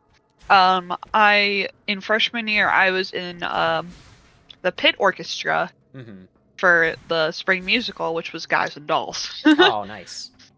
Mm-hmm. I'm so glad your high school also did that. You know what show they had the pit orchestra come out for us? In the Heights. And let me tell you, those band The kids orchestrations for that show are great. Oh, no, they're fantastic. But it was also a bunch of high schoolers doing it instead of getting, like, just the audio tracks, like we did for literally every other show. And it was also a bunch of high school kids that did not want to be there doing this. Yeah. Yeah, ours was like that, too. It was a bunch of high school kids who didn't want to be there, and me, who wanted to be there. I remember the kid that played Usnavi kept trying to, like, petition Lin-Manuel Miranda to come down to our school to see the show. And you know what? I'm kind of glad he didn't. Yeah.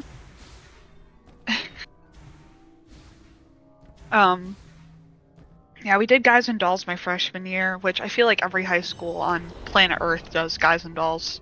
But honestly, it was a pretty good show.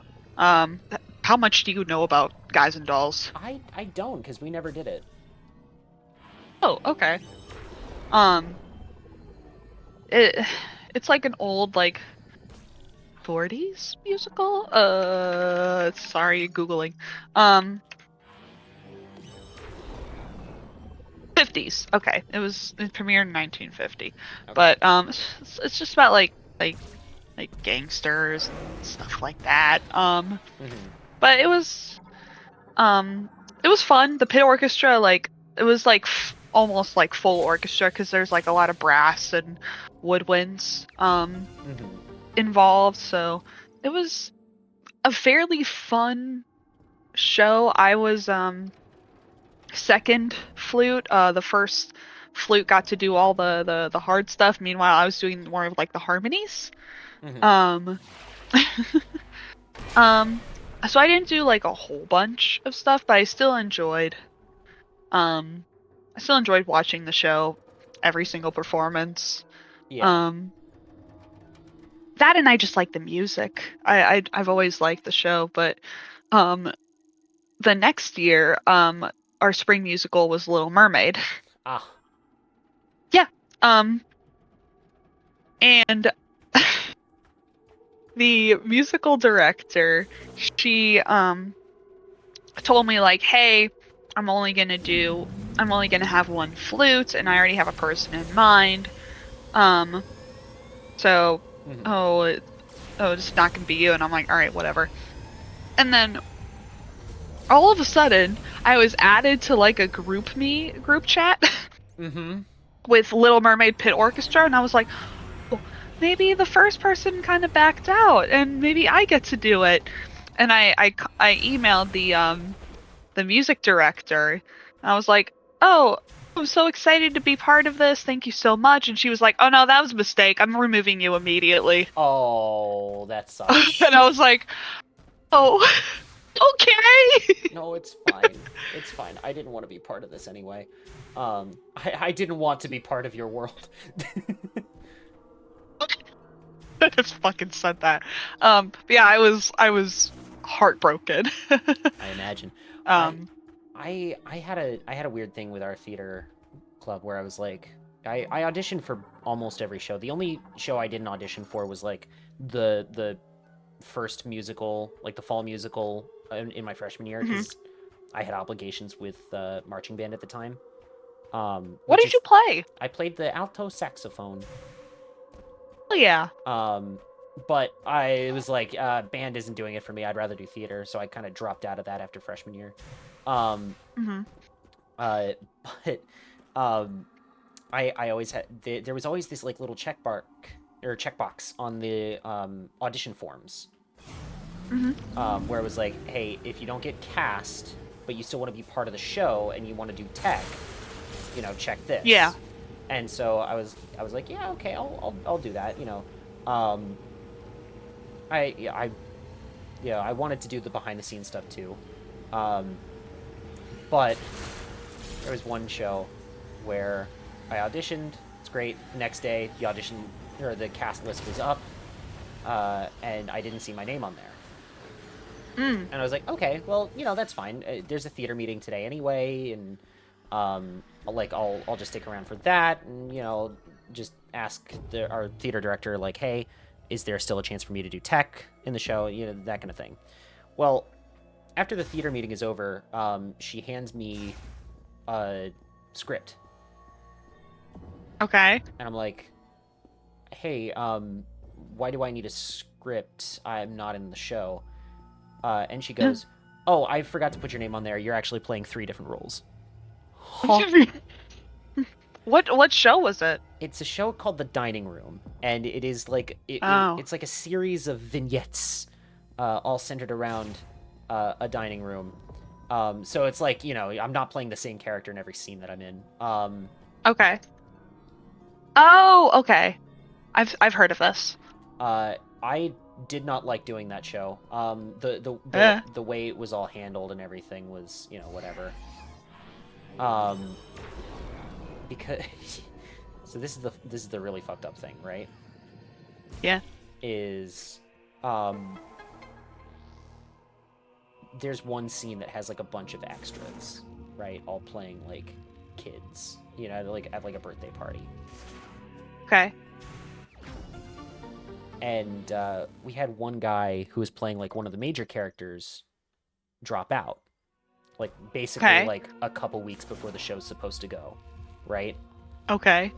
And what our theater director does is, instead of casting one of the extras who is only in the birthday party scene as this character, she comes up to me and is like, hey, do you want a 4th character?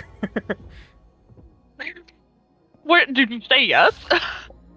Well, she didn't actually ask. She was like, hey, you're playing this character. Oh no. So yeah, it was like that. And yeah, I was like, yeah, okay. So within 2 weeks, I had to learn the lines and blocking for a 4th character. Yeah. I will say one of those characters I did actually enjoy playing, because it was like a crotchety old man. Yeah. The whole scene was basically like this, super rich entitled brat trying to get more money out of his grandpa. Mm-hmm. And grandpa basically be like, no, I earned this money. You want to get money of your own? You gotta fucking go out and work, like that kind of thing. Yeah. And I got to play grandpa in that scene.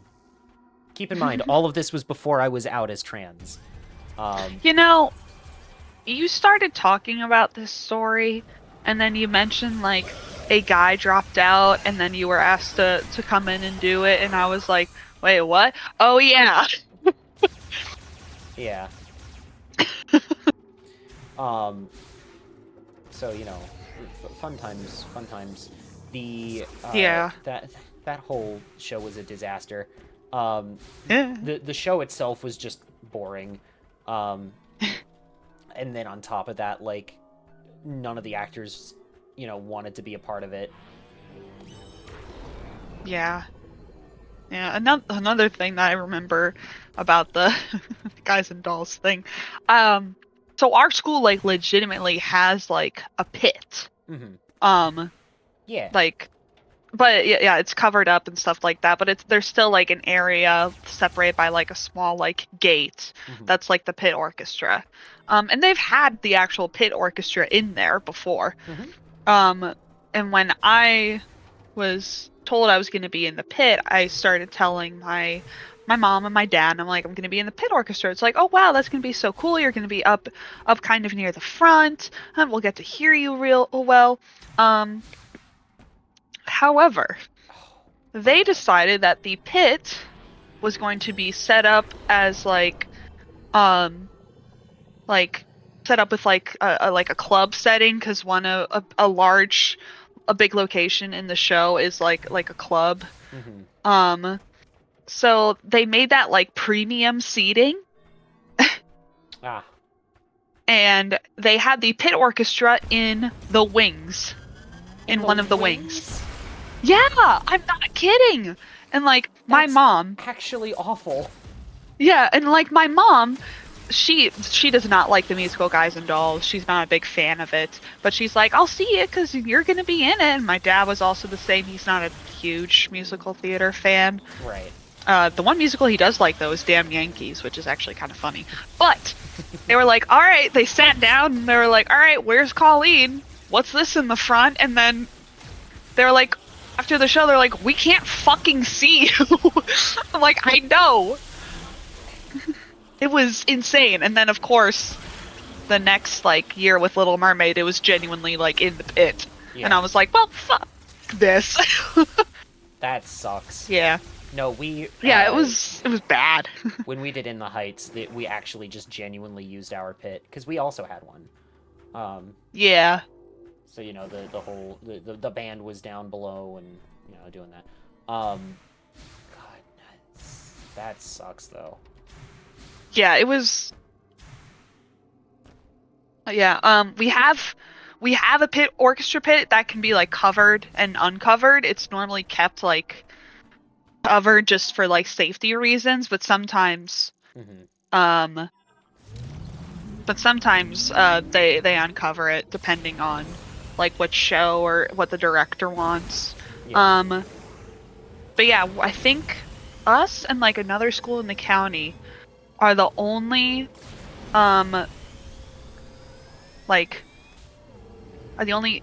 two of the only schools like in the county and maybe the state that have an actual like orchestra pit.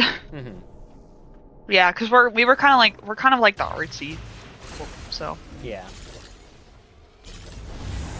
But yeah, I did Guys and Dolls and then I never did it again because I was so upset about the whole Little Mermaid thing. I'm like, well, all right. Yeah, no, I mean that shit just sucks. Yeah. And of course my parents saying like, we can't fucking see you. My dad was pissed off the most because he was like, why were you in one of the wings? Why did they make it like premium seating? That's what I want to know. Yeah. It's like, my brother in Christ, this is a high school. Yeah, that my dad still talks about that to this day. Yeah, one of the big locations is like a nightclub in Havana, so they made like the pit orchestra just set up with like tables and chairs and like little lamps on the table and called it premium seating. It's like, okay. This isn't a fucking dinner theater. No, it's a high school production of Guys and Dolls. It's... It was... Yeah. Again, my dad is still pissed off about that to this day. I don't blame him, in all honesty. Yeah. Oh, wait. No, I don't want to use... Super Bomb on this. I want to use Super Bomb myself. And then I can Morph Ball all the way down. There we go. Up.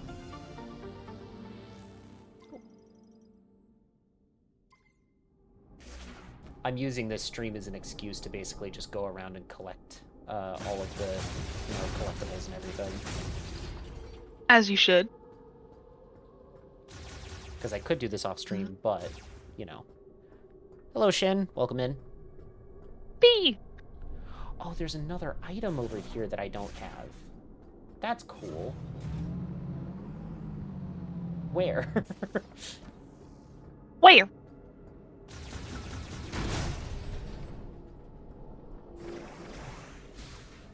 Is it down below?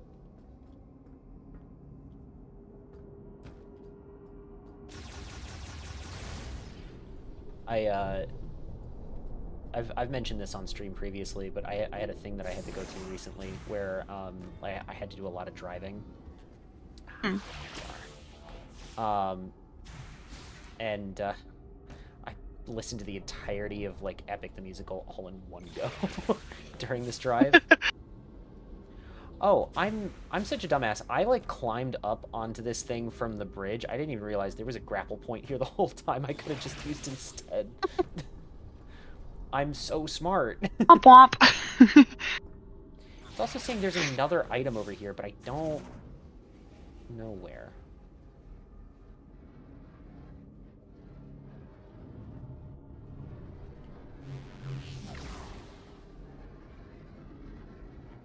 Oh.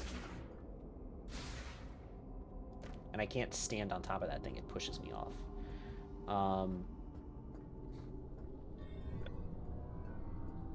Unless it's like down. Yeah, was below. your school kind of like what was your school known for? Football, unfortunately. Oh, your football team was good? Well, no, we weren't good. We were just known for sports more than we were Oh. for like artsy stuff. Oh, well. Yeah, our football team was notorious for sucking. Well, I mean, artsy school, that makes sense. Yeah. Yeah, we were we had like this thing within the county called the academy where like different schools hosted like classes to kind of give you a head start in like a college career and something. Yes, Like, we had that too. Yeah. I was in the communications academy in high school. Yeah, my sister went to another high school in the county for veterinary technician training. Mm-hmm.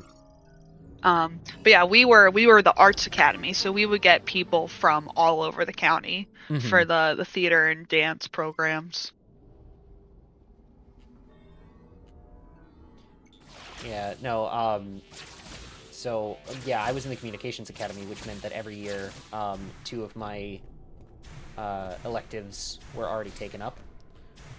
Yeah. So, like, you know, obviously I had math, science, English, and a few different electives because I didn't take PE. I was able to take my PE course online over the summer, which sounds counterintuitive, but whatever.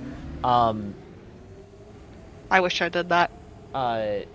So I basically had an extra elective slot, which meant I was able to take theater as well as doing all the communication stuff.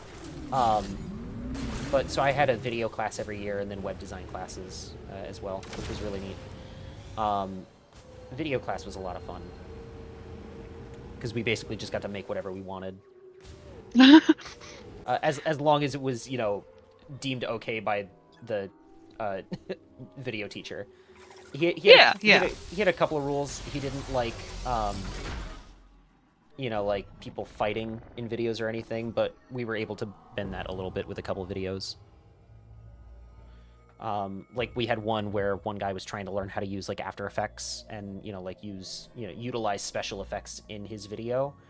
And so we filmed a whole fight sequence where we were doing like energy blasts at each other and oh, that's cool. Like I at one point, because I was one of the actors in this video, so at one point I pulled out like a energy staff like Lucario's Bone Rush. Yeah. Which was very cool. I love that. Was it actually just like Glee where unironically people wanted sport players that much? Because mine was not. I did not get college credit in high school, but I got an AP award for passing 4 AP exams. Yeah, I took one AP class and I didn't really get college credit for it. And I was just like, all right, whatever. I didn't even take any AP classes. Were you?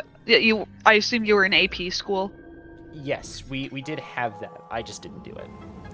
Yeah, because we had some schools that were AP and some schools that were like IB,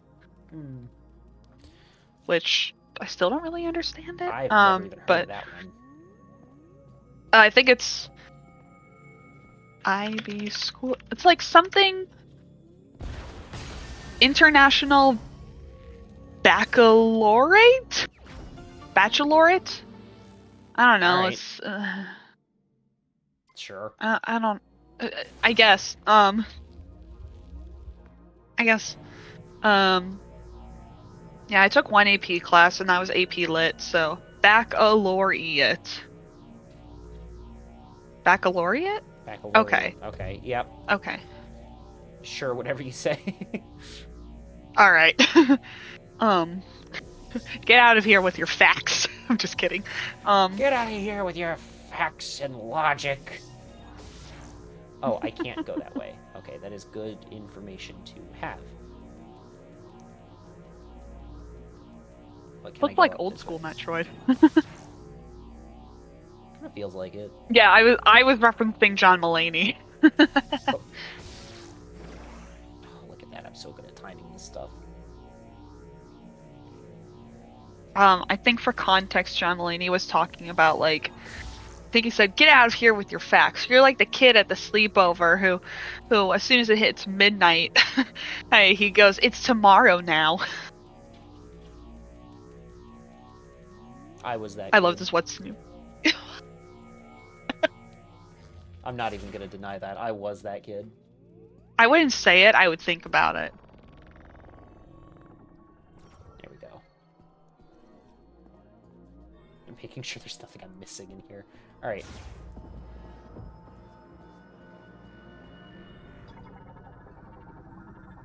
All right. Give me Super Thunder Shot.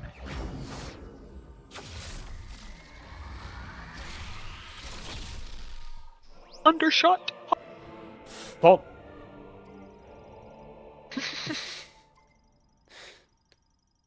Do you know? Have you seen any of Thundercats? I've seen bits and pieces of it.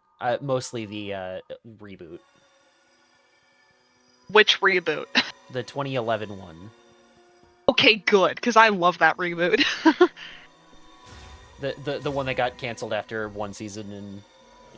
Yeah. I don't want to talk about it. I still think about it to this day. Someone did the What's New Pussycat skit animated with Super Danganronpa 2 cast sprites, and Mulaney was Hinata. Jesus Christ. It has since been taken down. Okay. Yeah, I fucking loved that Thundercat reboot. I think it is on Hulu actually.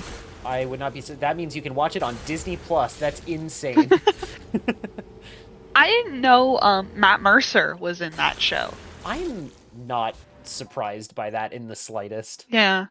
And Will Friedle. That was a very stacked cast. It's a shame it got canceled because from what I saw of it, it was quite good. It was very good. Um, Yeah, I didn't know Matt Mercer was. He voiced the brother of Lion-O. okay. Yeah, and he talked about it in an interview that has been since deleted, unfortunately. But that was like his big like, I think like Western animation role. That was like his like debut thing, and he was with like Will Friedle and Kevin Michael Richardson. And Andrea Romano, who was the voice director, she had directed like all of the 80s cartoon, 80s, 90s stuff, Oh, like that's- Animaniacs and shit like that. That's Like brilliant.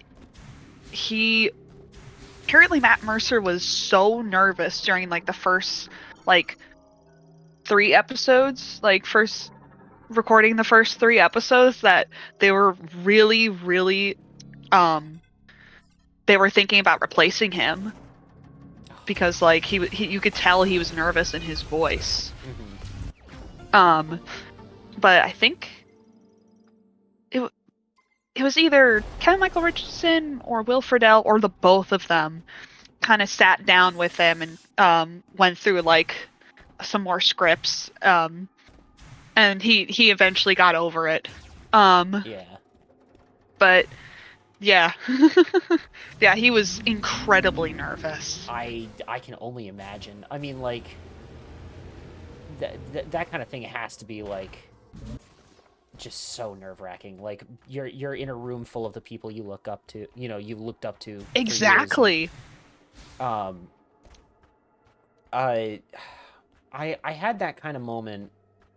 I went to a con one year where they a couple of the voice actors from Voltron, like the Voltron reboot, were there. Like Josh Keaton and Bex Taylor Klaus were there. Yeah. And God, Josh Keaton's like one of the voices of my childhood. Like I grew up, with Hercules is my favorite Disney movie, and he was young Herc in that. And he was, Okay. Spider-Man, and now he's Oh yeah.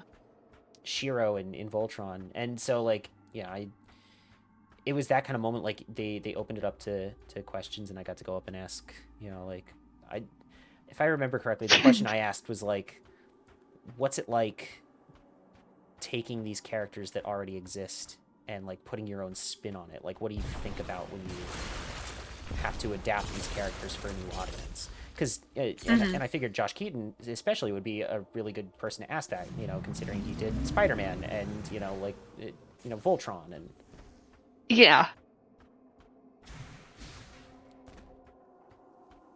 But yeah, Did he give a good answer? It's been ages. I honestly don't remember what he said. Oh, okay. But it was. I remember him saying something to the effect of, like using Spider-Man as an example, but then talking about Voltron, he was like, "Well, Shiro is like basically a new character to Voltron. Like he has a counterpart in the original show, but it's not like the same character per se. So he like." Got to play around with that a little bit more. Bex's answer was like, Pidge is fully like a different character as well in the reboot than how he was in the original, but he Pidge in Legendary Defender is still more or less a very similar kind of character, just more modernized. That kind of thing. Yeah, oh boy. I think I told you this. I met Andy Stevenson, the created the Nimona, She-Ra all that and stuff. Nimona and Yeah. Because he had a book come out recently. He just released a new book. And he went on a book tour, and all of the dates, all of the locations were just like California, Oregon, all on the West Coast, and then the one single East Coast date was South Carolina. Because he grew up in South Carolina. I think he said it's his childhood. It was his childhood library. That was the location. Yeah, and I think there was a date in Georgia, a location in Georgia as well. But the South Carolina one was the closest. For context, chat, I live in Virginia. Carolina. If you know anything about the geography of the United States, Carolina is a 4.5-hour drive. Something like that. One way. Yeah. So me and Josiah went. We drove all the way to Columbia, South Carolina. I think it's the capital. And we get there, and funny enough, in the front row, there's like two sections. Well, there's just two sections of the crowd, but front row for both sections. One of them was reserved for family, and it looked like Nate's family had already packed in, because because I think he has a lot of siblings who still live in South Carolina. And then the other front row, there was a single guy there, and there was no sign that said like it was reserved or anything. Was the drive long because of traffic? No, it was actually a fairly like good drive because it was just like cruising down the highway. Also, hi Josiah. Hello, Josiah. But I don't think I was. he's Supposed to be literally able to in the do room that. with me. He He could just pop on over. No, showing up in chat. You know what? I'll take it. love him. But there Oh. wasn't anything indicating that it was reserved, and we actually asked the guy. No, well, we asked a person who had like a name tag for the library. We're like, "Are these reserved?" And she was like, "No." So we sat in the front row. Damn. And the guy actually, the one guy that was sitting near us, he actually was the ASL interpreter. So when Nate came out, the ASL interpreter got up and just started doing his thing, and we're like, oh gosh. But I got to ask him a question, and I am such a huge fan of Nate's work, just because I followed him like throughout the many years, like since the Tumblr days. Yeah, and like all throughout like Nimona and like She-Ra and stuff like that. Halfway across the state of Texas is 3 hours, so I thought the Carolinas were closer to Virginia. Not really. So that's the thing though, is Texas is a massive state. Yeah. I mean, Florida itself is also a massive state. It is 3 hours across from Daytona to Tampa if you're going on I-4, and that's if you're lucky with traffic. And it's a full 9-hour drive from where I used to live down to the Florida Keys. Like Florida's a very long state, but yeah, so like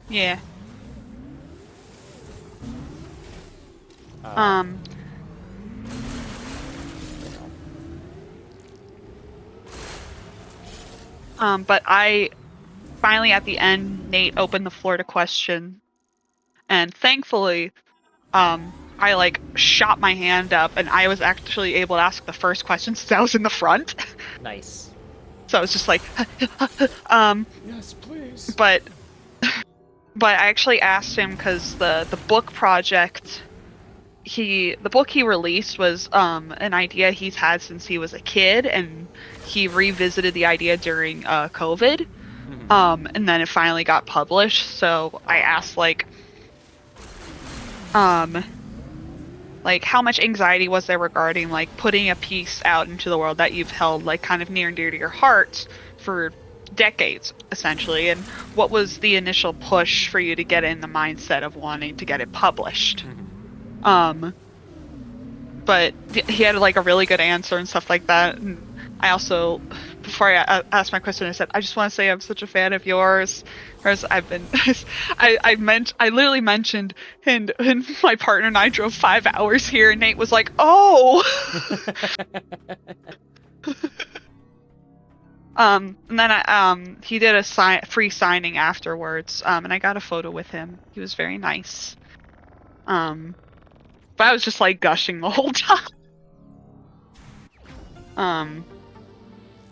So yeah, I always get very nervous around famous people. I've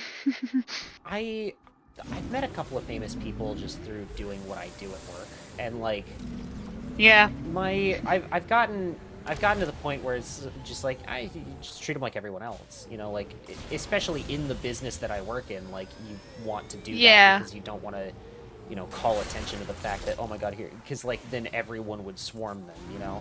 Yeah. You want to be chill. You want to be chill about it. I got to teach Chris Evans' brother how to build lightsabers. That was cool. But like again, that whole thing is like we were told ahead of time, hey, this, you know, the Evans family is going to be in the workshop, you know, don't be weird about it, you know. Yeah. So did you meet Chris Evans? No, mostly because like he wasn't actually like building a saber, but also because like I wasn't like at his station where he was. Okay. It was basically we got them in, we did the show, and then they left, and that was that. Oh dang. But I have talked to Ashley Eckstein a couple of times. A couple? Yeah, a couple of times. Yeah. Um, Is what? Oh my yeah, god. more than once. The second time happened fairly recently. It was really funny. The first time I was like, oh, this lady's coming up, you know, to the register, and she's, you know, wanting to pick up a couple of things for a droid, and it's like, yeah, sure. Yeah. And I'm like, okay, it'll come out to this, you know, this much. And she's like, oh, I have an annual pass discount. Do I get anything off of that? I'm like, yeah, I just need to see your pass, and I need to see your ID because, you know, it's like standard procedure. And she pulls out her ID, and it says Ashley Eckstein. And I take a look at it, Yeah. and I look back at her, and I'm like, yes, ma'am, you get your discount. She looks at me, and I look at her. The second time it happened was in the same shop, but at a different register. Mm-hmm. And, Oh my god. And again, like, I was like, this woman looks so familiar, and I cannot place it. And again, it was, oh, do you have any discounts with us? Yeah, I do. Here's my pass. And again, it says Ashley Eckstein. I'm like, if I had a credit for every time this happened. Been twice. Good to see you, ma'am. So, the second time she was bringing her niece to build a droid, to build R2, and it was very sweet. Her niece was so excited about it. And yeah, and again, I made the joke of like, yes, ma'am, you get your discount if anyone deserves it at this point. And she mentioned, we were making conversation while I was like getting the transaction done and everything, and she mentioned that her niece's favorite character was Ahsoka, and I was like, that makes sense.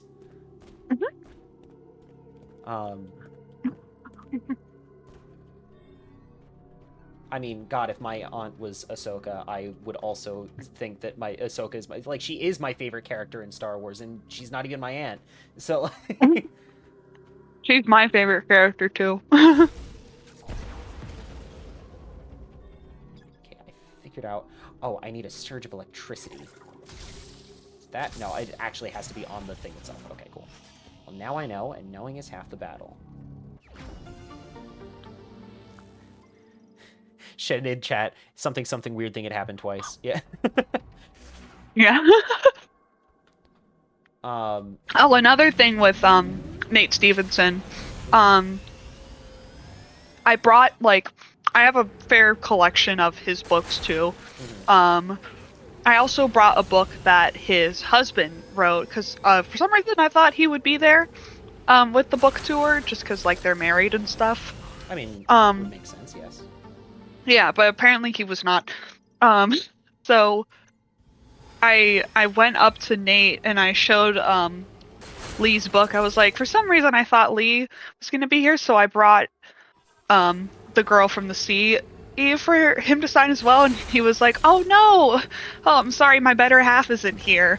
I was like, can you actually sign it and then just say like I was here first? So if I ever get Lee to sign it, he'll see the message, and Nate's like, absolutely.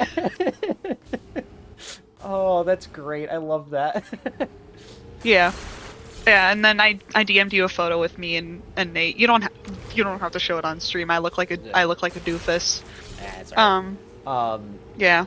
So do I. Why do you think I hide behind an avatar? No, God, that's so funny. I only just recently, like just this year, saw the movie version of Nimona for the first time. Very good. I love that movie to death. I haven't read the novel, the graphic novel that it's based on. Unfortunately, that is a blind spot for me. But I was at a bookstore fairly recently, picking up a couple of things as like Christmas presents for people who I know like reading books.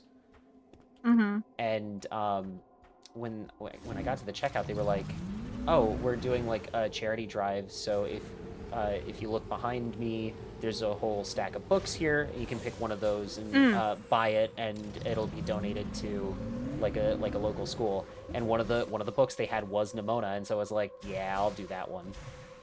Yeah, we had that when I went to a bookstore. I think it didn't go to a school. I think it just went to like like shelters. Um um I picked Goodnight Moon because that's always a great like children like bedtime story. Um and then and then Josiah was with me too. He chose 1984. Well, one of the books they had there was like a Harry Potter one, and I was like, "I'm not doing that one. Yeah. That one's Yeah, not they had good." the Harry Potter box set. I was like, Then I was "No." like, I could donate the transphobic books, or I could donate a book written by a trans person, and I'll do that one yeah, instead. exactly. Um. Um Uh. Shin, to answer your question, this is Colleen, not Willow.exe. Oh, I I'm don't know. sorry. I didn't realize they were new to the chat. No, you're good. Hi, I'm Colleen. I also go by Fish. I use any pronouns whatsoever. I am a friend of Mel's. You will probably most likely see me on the tier list streams along with my partner, who's actually U-Boat 45 in the chat. Mhm. um, um, but yeah, I friend of Mel's. I'm a big old nerd. I like D&D and video games and all that stuff. Yeah. Stick around if you want. But I just like to yap. Rick Riordan came to my elementary school in the year when he released The Lightning Thief. What's it like? So... What's it like to be God's favorite? I God, I've gone on record a few times saying that The Lightning Thief is one of my favorite novels. Like, Mhm. if I could pick 5 books to save, and all the rest were destroyed, Lightning Thief would absolutely be one of those. The other one would be, or one of the others would be Hitchhiker's Guide to the Galaxy, which I think just shows my sense of humor more than anything else. Um, but no, I I live with a person who loves Hitchhiker's Guide to the Galaxy, and I still have never read it or seen it. um, I am a Hitchhiker's Guide movie defender. I think the Mhm. movie is really fun. It is not a one-to-one adaptation of the book, but none of the adaptations of Hitchhiker's Guide Yeah. are. And Yeah. I think that's the thing that everyone forgets when they're talking about the movie. Yeah. Um, like the radio show is different from the novel, is different from the text adventure, is different from the movie, is different from the BBC series. Every single one of them has some unique quirk to it. In I feel like from the vibe that I get from Hitchhiker's Guide, I feel like it's a hard thing to adapt. it is. If it tells you anything, Douglas Adams, who wrote Hitchhiker's Guide, worked on Doctor Who in the 80s. like he wrote a few episodes of Classic Who, and it shows. Yeah, oh god. I still get that dumbass "So Long and Thanks for the Fish" song stuck in my head. So long and thanks for all the Thanks fish. for all the so fish. glad that it should come to this. Listen. The movie is so much fun. It's Martin Freeman as Arthur Dent, and Yeah. Mos Def as Ford Prefect, and Zoe Deschanel is Trillian, and Sam Rockwell is Zaphod. It's just a really dumb, fun movie. Jim Henson Company did the Vogons in that movie as Oh, well. Liddy. Yeah, so there's another incentive for you to watch the movie is to see the really, really good suits they made for the Vogons. Okay. And then Alan Rickman plays Marvin the Paranoid Android as well. Oh, here I am, brain the size of a planet, and they send me to open up a door.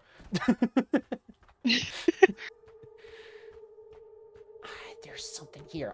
There's something here on the map. I can see that there's something here on the map. I don't know where it is. This is gonna bother me. I'm trying to think of other. Oh, well, actually, this isn't about me. This is about a friend of ours. He teaches in New York City, and just randomly they had someone come in and give a talk. George Clooney came in, and it's like, what? Out of all So of the names that you were about to say, The transfer pod. yeah, yeah. So like, there's like a nice like crispy photograph of our friend staring longingly at George Clooney because he's in the front row as the teacher. Um, but absolutely insane.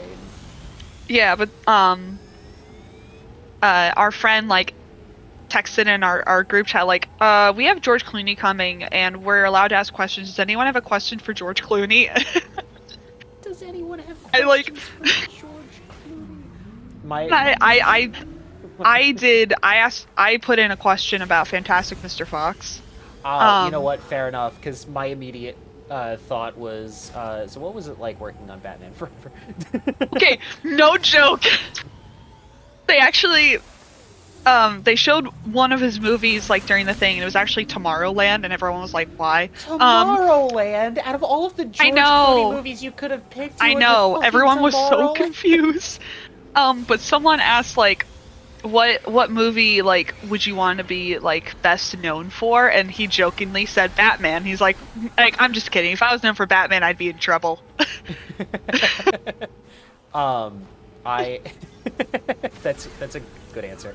No, I'm so mad about Tomorrowland. That movie is the reason why it took 15 years for Tron 3 to happen. And then when we finally did get it, it was mid.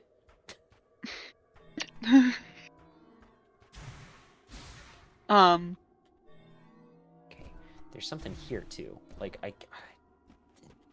this is the thing that's frustrating. does me anyone is- have questions for George Clooney? And it's like, huh? Someone once asked who I would choose if I could hang out with a single celebrity for a day. I, without reservation, chose Jim Carrey. Valid. Not- Absolutely. Not a bad choice. Oh God, if I could choose. See, this is the problem. Is I wouldn't know who to choose. Brennan Lee Mulligan. I think he counts Yeah. as a celebrity. I would want to pick his brain about improv comedy more than anything else. Absolutely. I would pick his brain about D&D. Because I feel like, I like being funny. I like entertaining people. I would want to like, talk to him about like, how do you, How do you do the thing? how do you do the things that you do? And like, Yeah. how are you so funny? I want to be as funny as you. Yeah, here's the chat from our friend. Hey, fun fact, my high school I'm teaching at is hosting George Clooney next week. Anyone want to ask him anything? And this was my question specifically about Fantastic Mr. Fox. I said, what was the best part of working on Fantastic Mr. Fox, and what part of a script or proof of concept makes you accept a voiceover role specifically? Oh, okay. And my friend replied, you deserve a gold star for this question. I have been told I have a knack for interviewing questions. You make an excellent journalist. Yeah, 'cause I once asked in high school, there was like, it was an author. I don't remember the book, but he was on a book tour for like the sequel to his book. I asked him what made you decide to write like a sequel specifically. What kind of content did you have that kind of made you decide that a sequel was feasible to do instead of just letting it be like a standalone book? And the author kind of paused and he said, he looked towards my English, he was like, please give this kid some extra credit. Yeah. And then she didn't because that English teacher was a bitch. Yeah, fair enough. I will say that on record. Hey, as long as you don't say who it was, I'll put her on blast. How many more crystals do I need for the next upgrade?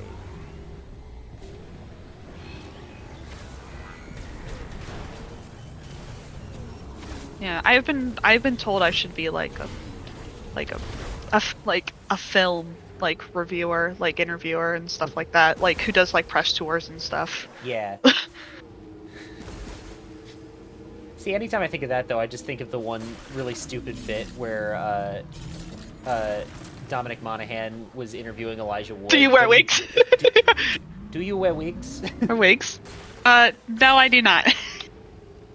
Have you worn wigs? Will you wear No, wigs? I have not. So good. Oh, God.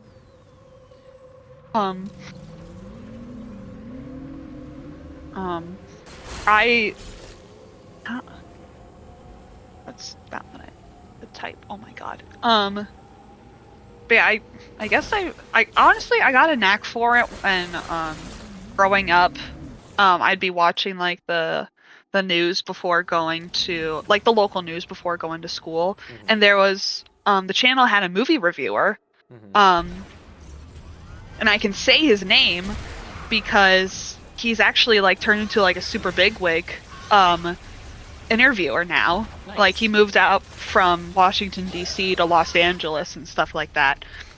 Like now he hosts like comic panels and does press tours. But yeah, his name is Kevin McCarthy. I grew up watching him, and like kind of seeing the kind of questions he would ask, and I guess I just kind of absorbed it through osmosis. I guess that's fair. Yeah, that and I guess like I have like some large knowledge on different aspects of filmmaking. Like I was in band for so many years, so I can talk about like the score. And I'm an artist, so when it comes to animation, I can kind of talk about that specifically. So I don't know. Maybe I'm just talking out my ass, but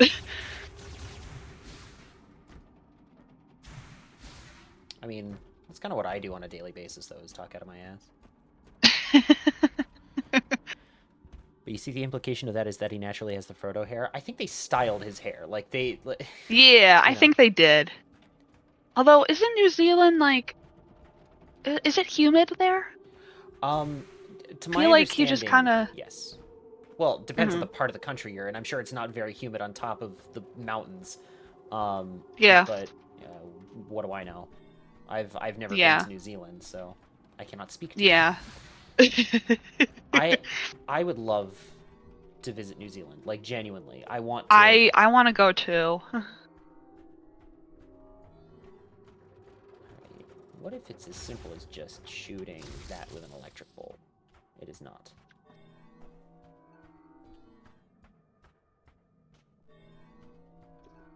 But what if I were to purchase fast You might hear me crunching. Apologies. disguise it as my own cooking? Oh, delightfully devilish, Seymour.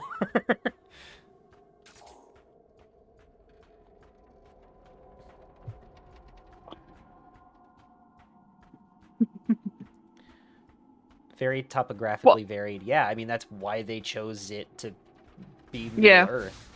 And also why they chose it to be Hyrule as well. Every new, like, photo that comes out of the Zelda movie that's coming out soon makes me more and more excited. I've been wanting, like, a Lord of the Rings, Game of Thrones. Not really Game of Thrones in terms of, like, tone, but, like, that style of, like, realism out of a Legend of Zelda movie for the longest time.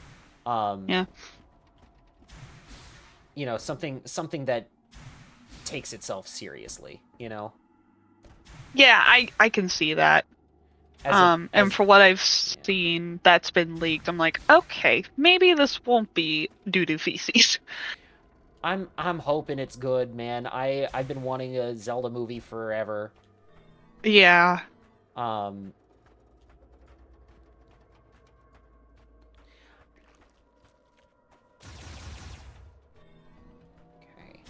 So there's a mech part here.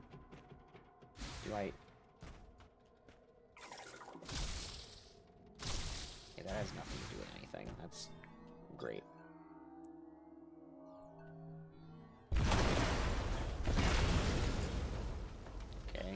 didn't do anything.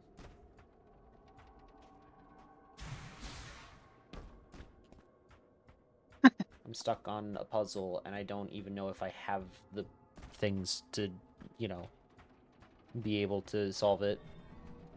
I can't scan anything. There's nothing to scan out here, so I don't even have any hints or anything.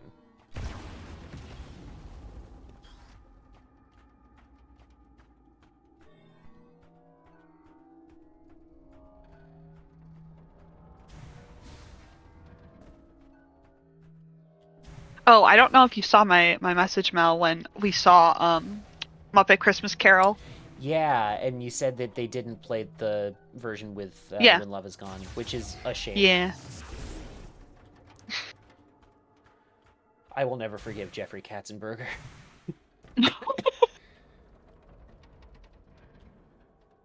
What's funny is that I actually used When Love Is Gone as my bathroom break. I'm sorry, but it's the perfect time. But I got up expecting When Love Is Gone to start, and I ran to the bathroom, and like they had like the speakers in the bathroom, so like while I was peeing, I wasn't hearing the song, and I was like, wait, what? What? And I'm like, oh my god, they're not playing it. So I like pissed really quickly, and I'm like, fuck. I gotta get back in there. Oh man, that does suck that they didn't play the superior version of that movie. Yeah. It's kind of incredible how like Last year. It's one cut scene, right? Like it's Yeah. But it changes the whole movie. Yeah, I'd fully agree. It adds way more weight to Scrooge's past. Mm-hmm. It kind of explains more in depth as to why he is the way he is. Like part of it is absolutely just his childhood and everything, but like that was the moment he really started putting money ahead of everything else, and it changed him. It changed him for the worse. I fully agree. Reminds me of the abridged Yugi. I've got to get in there. Yeah, exactly. I've got to get in there. Literally me starting to hear Ghost of Christmas Present, and I was like, shh. Shit. Alright, what if I did this? What if I was being So I just drank a large lemonade. And I was like, I gotta go pee, I'll just pee during When Love Is Gone, I'm sorry. And then did you hear? I was like...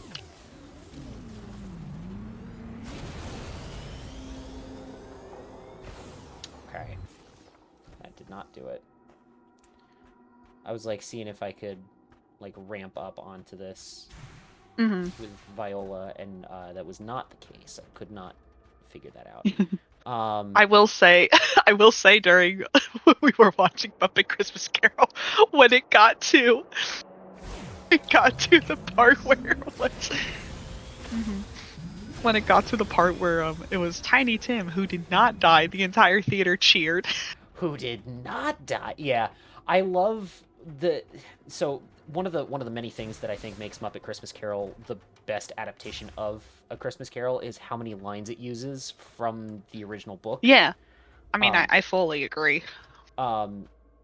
In doing that, it really does feel like a Dickensian stage production more than it does a movie, and it helps that Michael Caine is fully playing it up as if it were a full Dickensian like stage production, and his co-performers just happen to be Muppets,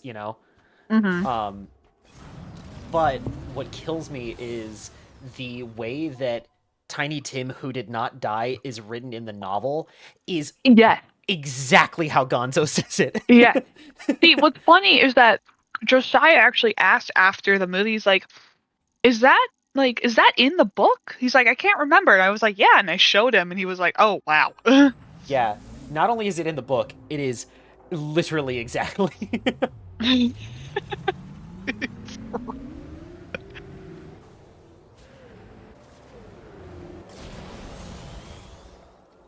Oh. Trying to cheese my way up, it's not working. Spontaneous distress because of something you suddenly cease to forget. Um, Interesting.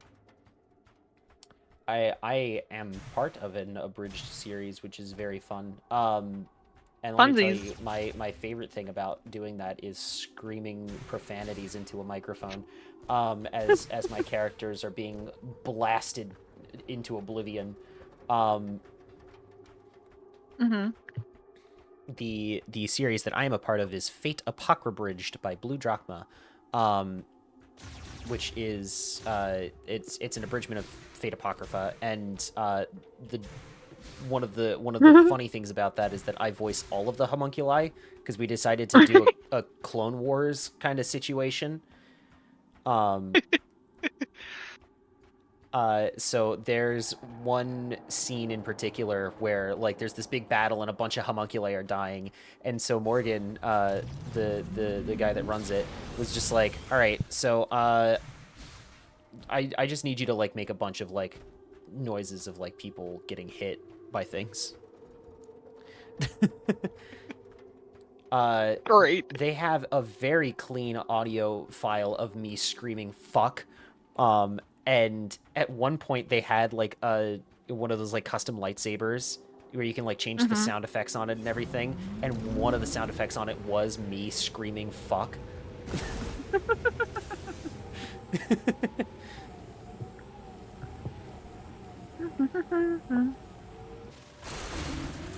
I think my favorite line that I've recorded for the show is, "Holy shit, is that her wheelchair?"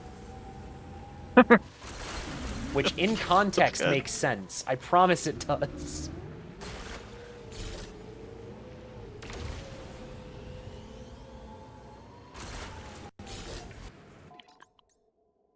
How close am I? I'm not close to... I mean, I'm close.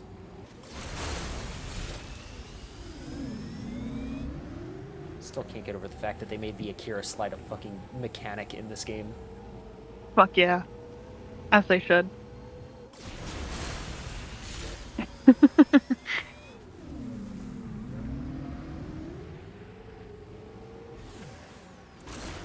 It's like an unspoken rule of media these days, is if your media features a motorcycle of any kind, it must do the Akira slide at least once. Absolutely. It's gotten to the point where even fucking Paw Patrol has done it. Yeah, I remember that. I think Steven Universe did it when Steven was riding a lion. Yes. Yeah, the vehicle in Yeah. question doesn't even have to be a motorcycle per se, but if you're riding it like it is one, Yeah. you gotta do the Akira You gotta. slide. You gotta. Either it's gotta be the Holy Trinity is the Akira slide, the Family Guy Peter Griffin death pose, and the Dragon Ball Z like thing where he's in the pit. Yeah. the Forget the name of the character. Yamcha pose. Yes. Yes. Oh my god. Oh.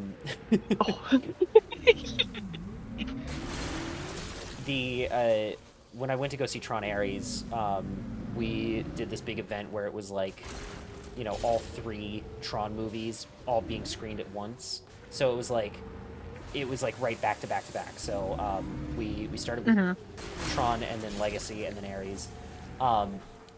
There's a scene in Ares where they do the Akira slide at one point, right? Nice. Because of course, you know, even in live action, you can't escape it. And the entire theater cheered when it happened. Genuinely one of the highlights of that movie.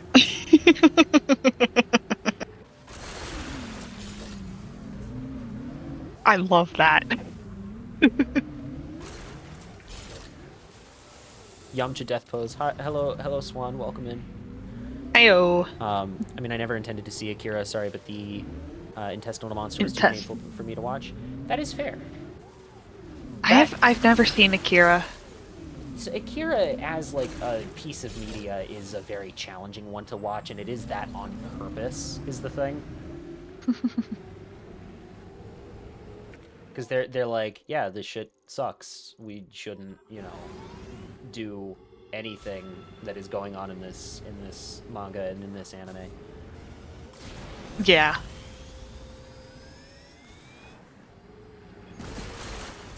All right, how close am I? Oh my god, I'm getting so close to getting the next upgrade. Just a few more green crystals. I can stop whenever I want to.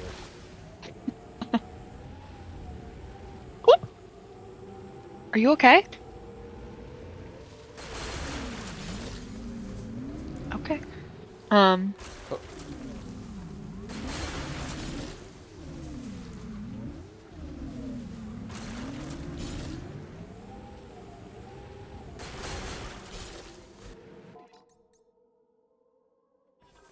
Brother.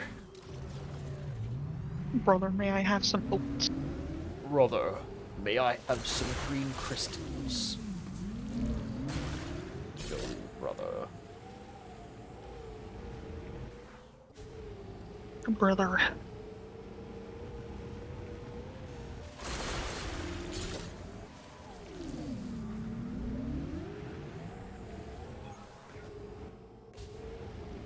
Brother, I hunger. Hup. Here's some more crystals. Have you done your yearly watch of Muppet Christmas Carol yet, Mel? I have not. I'm waiting till closer to Christmas to do that. Oh.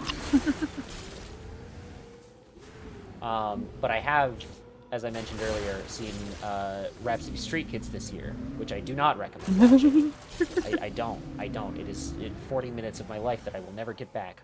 I've been keeping a thread on my Blue Sky about like media that I've seen for the first time this year and like my thoughts on them. And when I posted my thing for Rhapsody Street Kids, all I wrote down was, I take back everything I said about the Star Wars Holiday Special. This is worse.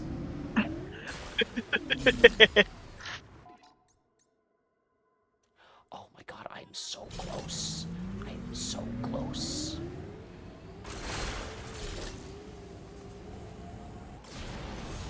Have you watched the Star Wars Holiday Special this year? Not this year. I did last year. And let me tell you, that was painful as well.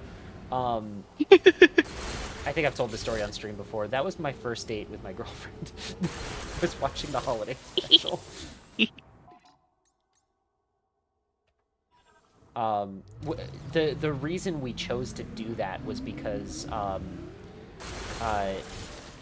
November 17th happens to be the day that it aired, and I know that because we celebrate that as Life Day at Galaxy's Edge. So it's the anniversary, and when we were first talking about dating, we were like, well, we should, probably figure out a date, and we decided, oh, we're gonna do it, on this day of the week, whatever.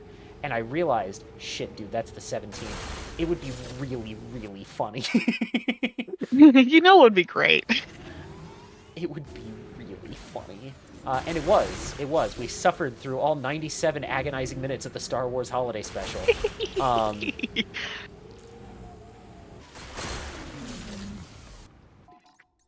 The best part of that movie is when B. Arthur comes out and does a full cabaret-style musical number in the Mos Eisley Cantina.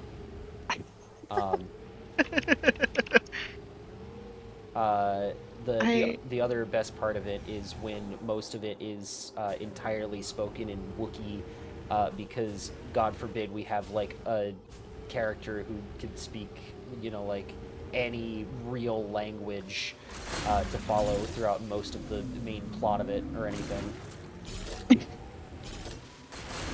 Also, when Chewbacca's granddad watches virtual reality porn in the living room, that's real.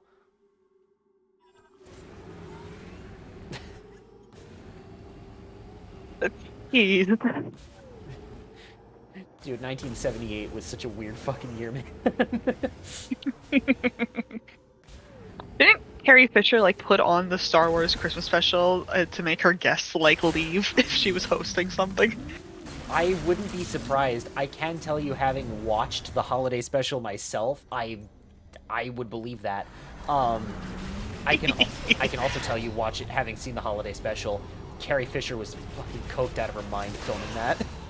Oh, absolutely. There's no way she wasn't. You can see it in her eyes. I honestly think she had a coke nail while filming Empire Strikes Back.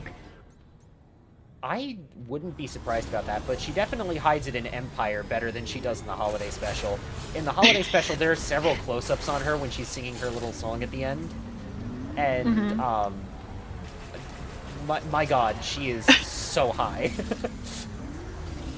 Is it on Disney Plus? I can't remember. The animated segment from it is. The actual full special itself is not. We watched it's on it, YouTube, I assume? Yeah, we watched it through a YouTube bootleg. Okay. I just found it on YouTube. The channel is literally called Star Wars Holiday Special. Yeah. And it's really funny, you know, Disney is a very litigious company for the most part. Barring some recent examples that I'm not going to talk about, or else it will actually increase my blood pressure. But you know, for the most part, they're a pretty litigious company. You know, so like any time something like that happens, where it's, you know, something that they own, you know, an intellectual property that they own is being bootlegged on YouTube, that shit's being taken down. Nah, that channel has existed for years. I don't think they actually care all that much about the holiday special. Well, it's funny you say that. The top comment on the Star Wars Holiday Special on YouTube is the only reason Disney hasn't copyright struck this is because that would require admitting they own it. Yeah, pretty much.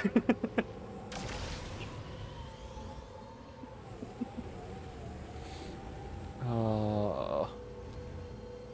Crazy to remember that this is where Boba Fett made his debut. Yes, that is in fact where Boba Fett made his debut, was in the holiday special. Lest we forget. Oh, I just fully fell off the side of the map there. I'm very good at video games. Oh, that's it. I'm taking LSD and watching this thing. Yeah, so Boba Fett's first appearance was the holiday special, and it was before they had cast, Jeremy Bullock, I think, is his name. So he didn't have his, like, New Zealand accent yet. And it's very jarring with, like, you know, modern future vision, having seen the entirety of the Clone Wars and being so used to every clone of Jango Fett having a New Zealand accent. Or as Tamara Morrison. As good a New Zealand accent as D. Bradley Baker can do. It's just weird hearing Boba Fett with an American accent. Yeah. Jeremy Bullock was the original guy. Yeah, Jeremy Bullock, and then Tamara Morrison, who played Jango Fett in Attack of the Clones, as well as Boba Fett in Mando and Book of Boba Fett. Which, I think getting Tamara Morrison to play Boba Fett is just, you know, a great choice. Given that Boba is quite literally a clone of Jango.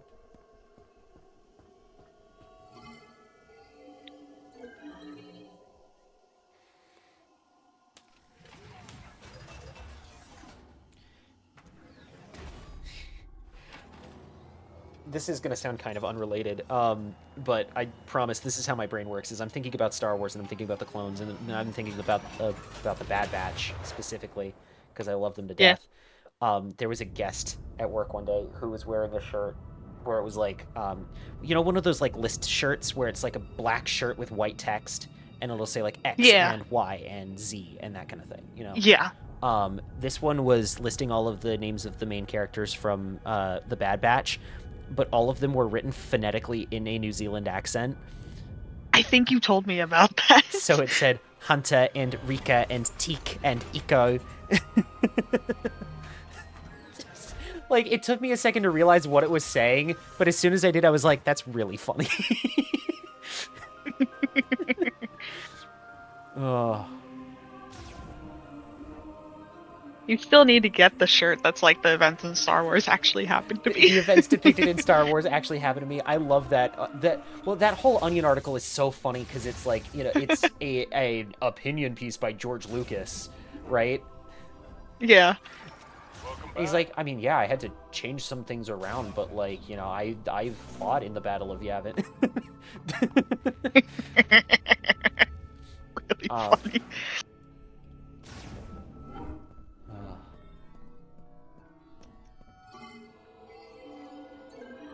cool. Let's see what cool new upgrade I get. I'm now just reading the article of the I appreciate the Muppets on a much deeper level than you. That one's also a good one. I do see that one a lot at work. Yeah, I have that shirt.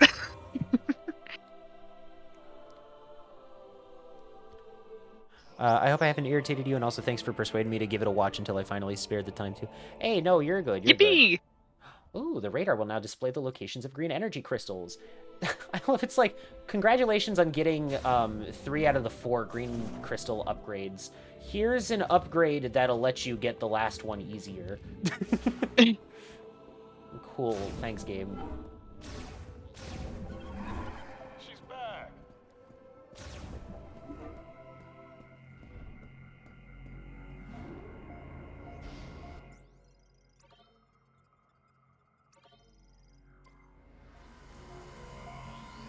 I love the way Samus's suit looks in this game. It's so good. Very sleek.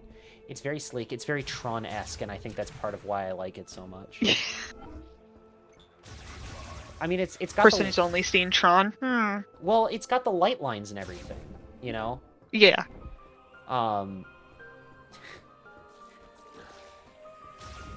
That was a cosplay I saw once, was Samus, but as a Mandalorian. Ooh. So it was like Boba Fett armor, but it was like the color scheme was like the Varia suit. So it was like the orange and green, and it was very cool. I've also seen Buzz Lightyear Mandalorian cosplays as well, which is always very funny. I think I saw one where it was like Barbie. This Barbie is a Mandalorian. This Barbie is a bounty hunter. It's just Bo-Katan's armor, but pink instead of blue. Yeah. Oh. I'm pretty sure they did do a line of, like, Barbie doll-esque Star Wars figures at one point. Like, I think they did. It was like Forces of Destiny or something like that. And, Yeah. I never quite liked the art style of that line. But, like, I like the idea of, like, you know, Star Wars is for everyone. Including little girls who like to play with Barbie dolls, you know? Yeah, I'm looking at the dolls right now. They're super cute. You know who you can add to your Barbie dream house? Sabine Wren, who canonically helped invent a weapon that the Empire was going to use to oppress people. She didn't like doing it, in fairness, but she did do that. Yeah. Oh, the Ahsoka one's really cute. Oh, God.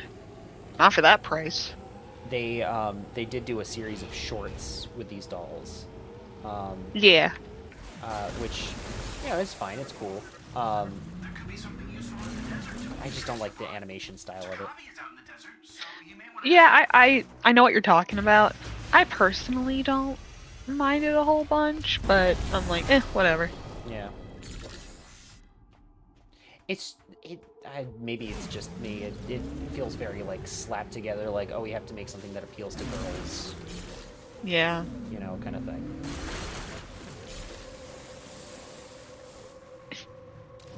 I will never get over the way George Lucas described, like, one of the last films that Lucasfilm did before he sold it all to Disney. Which was Strange Magic. Oh, God. He described it as, oh, it's like Star Wars for girls. And I'm sitting here like, my man, you already made Star Wars for girls. It's called Star Wars. Yeah. Also, Strange Magic was a fucking fever dream of a movie. Who had I said was my favorite Legends character in my defense? Arcan is really relatable. There's got to be other people. People who are neither Jedi nor Sith peak it weaker than the other two. I mean, my favorite Legends character is Waru, the gold orb, or like the gold slime man from another dimension. That's real, by the way. I'm not making that up.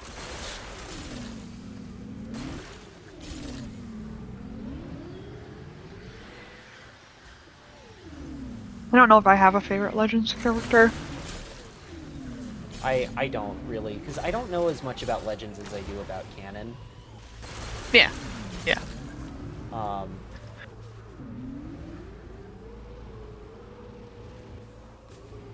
because like like I've been a Star Wars fan my whole life, but like when I really started getting into Star Wars was like around the time the sequels were coming out. Mm-hmm. You know, and getting really invested in the deep lore. Like I liked watching Clone Wars, but I didn't really get into all the books and comics and everything until Yeah. the sequel trilogy, and that was already after the canon reset and everything. So, um, Yeah, I mean, I'm a big Star Wars fan. Um, I my brother was the one who initially got interested in it because the Clone Wars movie was coming out and he was like, "What's that?" And my dad was like, "Okay, we're gonna watch the original trilogy first before we see the movie." Um, and he did end up seeing the Clone Wars movie, which was fine, whatever. But I that's the remember most watch generous I've ever heard anyone talk about the Clone Wars movie. Is it was fine, whatever. I it was fine. I don't like hate it. Yeah, but like if I'm gonna Um, watch a Star Wars movie, that not that one. yeah. Um, but of course, watch the original trilogy. Watch the prequels too. Mhm. Um, and then Clone Wars started airing. The TV show, of course, Mhm. and that's where I really got into it. Yeah. Um, that was my life for several years, like Saturday morning cartoons. See, and I had a similar thing where it was like I really liked the Clone Wars TV series, and you know I was really into it. Um, I remember it being a big fucking deal when they brought Maul back, like Yeah, you know that kind of thing. Like I was in the trenches, you know, at the Battle of Seleucami, and yeah, but like I do kind of feel like that in the sense that you know I was growing up around the time that that show was airing. It was neat. yeah, But like yeah, the really deep lore stuff I didn't really get into until more recently, so to speak. yeah. I haven't watched the. I don't really know a whole bunch about the deep lore stuff because I'm just like it's like it's like the scene in Lion King where Simba's like, "What's that shadowy place?" That's the deep lore. That is the deep lore. You must never go there. Um, but yeah, and then of course I watched the sequels too. Uh, um, which I'm like, all right, whatever. Um, My thoughts and feelings in the sequel trilogy have shifted a lot over time yeah, I full on agree. in both directions, right? Like the the Rise of Skywalker specifically is a movie that you know I enjoyed it the first time I saw it, but I also kind of knew what I was getting into. Um, Yeah, and then like there were some days where I was like, you know, if you really think about it, you know, this part kind of sucks and that kind of thing. But then there are other moments where I'm like, yeah, but like the production design of it was actually really good, you know. yeah, And I yeah. think I can appreciate parts, and I can also be like, that wasn't great. I my my thoughts on the sequels are almost the opposite of my thoughts on the prequels, where I'm like, Mhm. I love the prequels to death. I do really like those movies a lot. Um, the prequels are a very good story told very poorly. Mhm. And the sequel trilogy is a bad story told very well. I can see that. In that like the actual like story being told in the prequels or the story that the prequels are trying to tell despite everything, um, Yeah. you know, are it's fascinating, absolutely brilliant. I Mhm. want to pick the brains of all these characters. You know, like I Yeah. there's a reason they've stuck in the subconscious for a lot of people as long as they have, outside of just the memes and everything, which are quite funny. But like, there's a reason that those movies in particular have a lot of staying power, is because they are telling like a really good story underneath wooden acting and directing and pretty crummy dialogue and all that. CGI and all that stuff. I don't even think the CGI, especially in Revenge of the Sith, has aged that badly. Phantom Menace for sure. Yeah, I was thinking Phantom Menace. I was ooh. Phantom Menace for sure. Phantom Menace is aged like nobody's business. I got to see that movie on the big screen twice last year, because they were doing the 25th anniversary event, but then we also had like a special showing of it for cast members at Hollywood Studios. Liddy. And let me tell you, watching that movie in a theater with a bunch of other people who have also seen that movie 1,000 times is so much fun. There's the part where like they Anakin wins the pod race, and he's like, oh cool, I'm gonna be a Jedi now, but he finally realizes that his mom's not coming with him, and he goes, wait, but what about Mom? And then I straight up out loud said, what about Mom?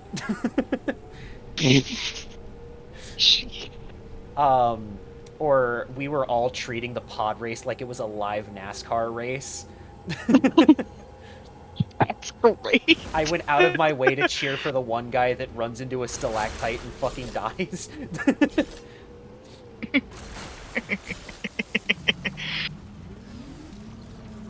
I love that so much. Oh, it was great. Yeah, I think I've said this before, but Revenge of the Sith was like my first like PG-13 movie. Oh, and what a one to start with. I mean, I was maybe 5 or 6 years old. Just totally appropriate for a 5-year-old to watch Count Dooku get his head chopped off. I love making that joke at work. When I'm like building droids with people, the BB droid heads are magnetized to the body so that they stay on the top, right? Yeah. And so I always make a point to go, all right, don't ever pick this droid up from the head if you don't want it to be like Count Dooku. And of course the kids, never laugh at that. So I just kind of go, you'll understand that joke when you're older. That's great. And a lot of times the parents are like, nice. Yeah, I remember that scene happened. I ran out of the room just like, ah! Like, my mom was, I think, in the kitchen, and I was like, Mom! She's like, I thought you were watching Star Wars. I'm like, yeah, but it's scary. I thought Anakin was supposed to be the good guy. Yeah, that was childhood happening right there. My first PG-13 movie was Curse of the Black Pearl, and I had a very similar moment. Hell yeah. Because I was also about 6 years old. I was the good kid, right? I was the kind of kid where I was like, I don't want to watch a PG-13 movie until I'm 13, kind of thing. Yeah. Because, autistic kid, I genuinely thought that was like a rule that I had to follow. Yeah. But my grandfather, God rest his soul, I love that man to death. I miss him. He was like, no, kid, you're going to watch a PG-13 movie. And the movie he chose was Pirates of the Caribbean. I mean, that's a great movie, though. And I remember being scared of the skeleton pirates, right? Mm-hmm. But, that wasn't the thing that, got me to get up and leave the room. The thing that got me to leave the room was the fake-out when Barbossa stabs Jack. Oh. And you don't realize that he's purposefully cursed himself. Yeah. Yeah. So I'm over here thinking, oh my god, this guy just killed Jack Sparrow. No! My dad made me watch the Kali sacrifice scene from Temple of Doom when I was 5. Oh! Damn. See, I was a bit older when I started watching the Indiana Jones movies. Not by much. Yeah. I was still 8 years old the first time I saw Raiders. Yeah. And that's another movie that's maybe I was a little young to be watching Raiders, to be honest. Yeah, I fully agree. But Uh, like, I was also around that age when when we watched it as a family. let me tell you how much the fucking face melting scene traumatized me. Um, but Yeah, like, yeah. but like for the most part, I really liked Raiders, and I wanted to watch the next movie, and my stepdad was like, "No, you're not watching Temple of Doom." Yeah, we watched we like binged the entire like Indiana Jones like series one night. No, Mhm. I think it was over the course of a couple nights, like one movie a night. But we got to Temple of Doom and I was just like, ugh. Um, yeah, I remember my mom kind of looking over at me and she's like, "Yeah, this might have been a bad choice." Might have been. um, Yeah, I remember specifically when the Nazis get their faces melted off. I remember kind of being like, "Oh, that's creepy," and I remember feeling kind of sad because I'm like, that's a horrible way to die," and my mom's like, "It's fine. They're bad people." I was gonna say they're literally Nazis. Yeah, I mean, I didn't know who they were when I was like 6. I knew they were bad guys, but I didn't fully understand the gravitas. See, and that's the weird thing is like I remember being like, yeah, it's the Nazis. They're the bad guys. Like, of course they deserve this, but also, Yeah, geez, you know, yeah. I'm glad it's them and not me. Um, getting their faces melted off. Um, there we go. Yeah, um I would no, I've seen I've seen all the Indiana Jones movies except for the new one. Um, I don't know. I don't I don't hate them. I just think of them like, yeah, that's a movie. I they're not your thing. Yeah. Yeah, they're not my thing for some reason. Um, It's another series that I didn't really get into until I was a little bit older, where it's like, when I was a kid, I always looked at it as kind of like second fiddle to Star Wars in terms of like Lucasfilm properties. Um, yeah, it's like Star Wars way up at the top, and then Indiana Jones is down here somewhere, right? But like, yeah, as I've I gotten fully agree. older, I've appreciated Indiana Jones pretty much on the same level as Star Wars at this point. Yeah. In terms of they're really fun adventure movies, and often have like really good things to say. About the one thing I disagree with Indy on is that everything belongs in a museum, but that's just the Yeah. anti-colonialist in me talking. Um,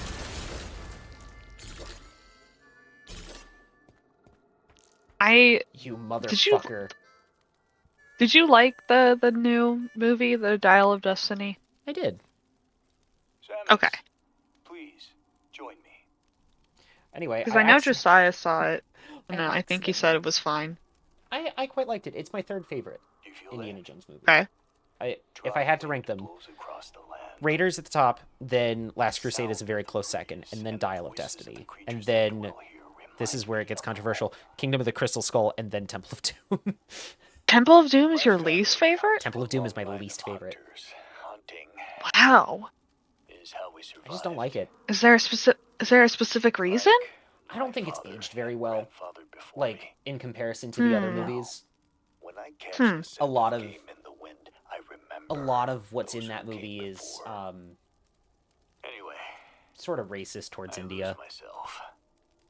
Yeah. Found something near the Yeah. Carpet Watcher. I'm kind of remembering that movie. Thinking it'll be of use to you. Like, Here. Molaram is supposed to be like a Hindu, like kind of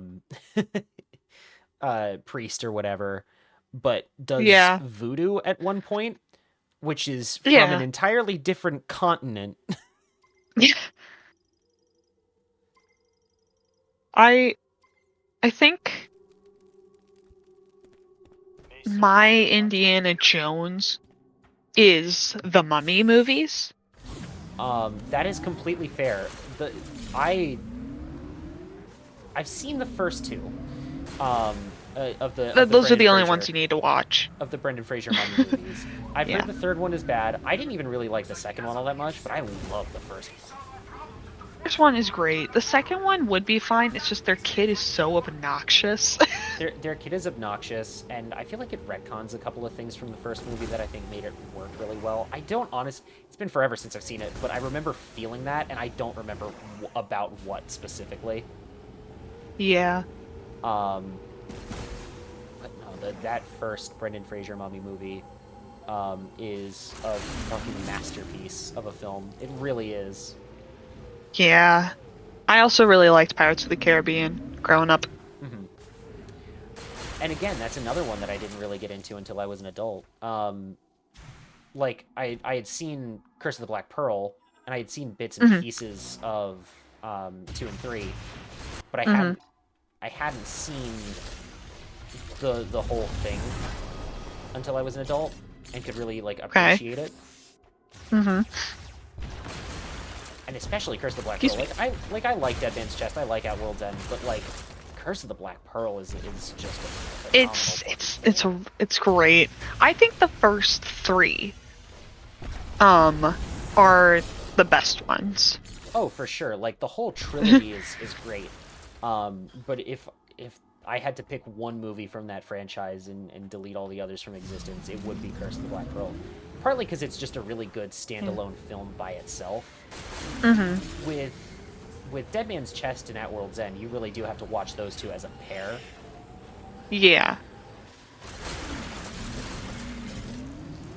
I will say At World's End, I think I would say it has the best score. I can agree with that.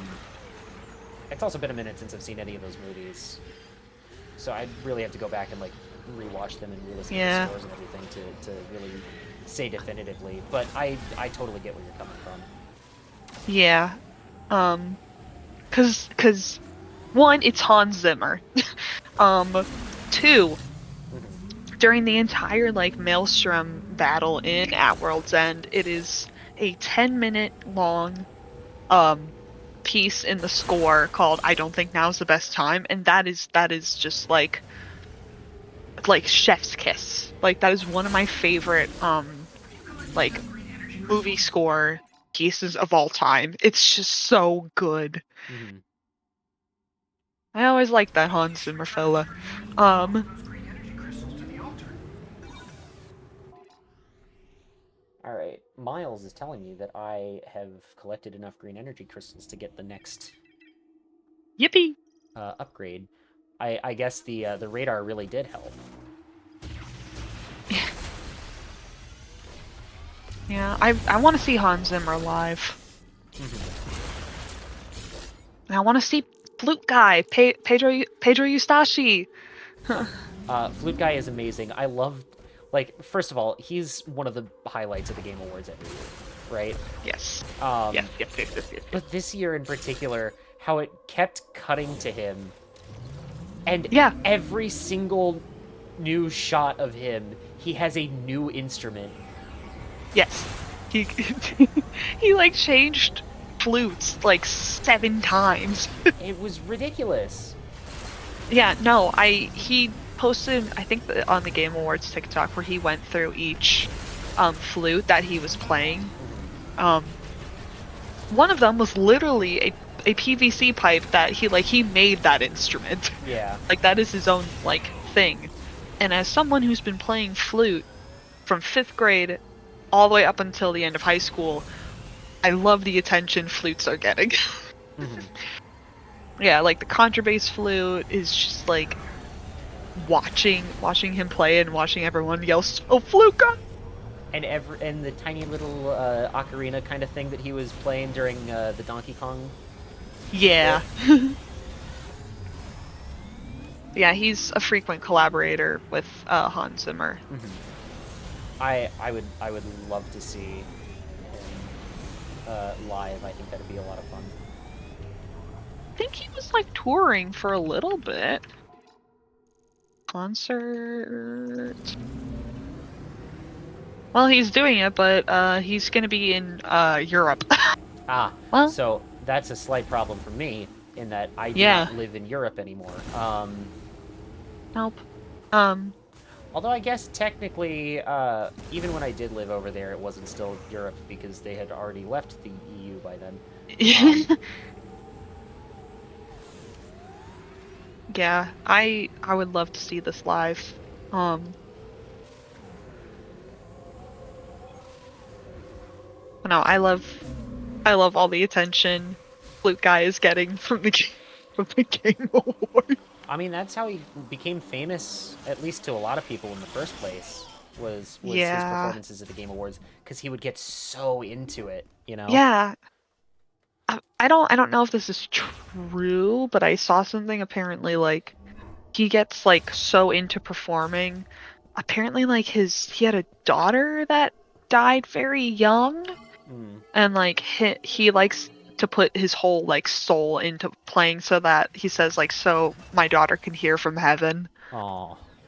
Yeah, I don't know if that's true, but if it is, I'm like, "Oh."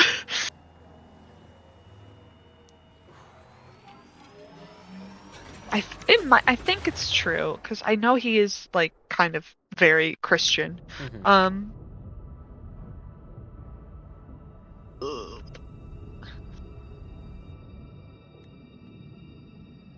Yeah. It does make me wonder if like he um like has played any of the games. It's a good question. Yeah, if you ever meet him, I guess. Yeah, like has he played like the games that That, just the idea of him, like, 1 minute he's practicing for the Game Awards, and then the next minute he's like, I really gotta beat this level in Donkey Kong Bonanza. Yeah. Oh, yeah, he did have a daughter that died very young. Brain cancer at Ooh, 3 years old. ooh, Jesus Christ. that's rough. Yeah. Hey, Samus. Um, Why don't you show me what Takabi found in the desert? Bureaus isn't all that bad. See you soon. yeah, I just the fact that he's putting such a spotlight on flutes and the different like variations of them makes me so happy.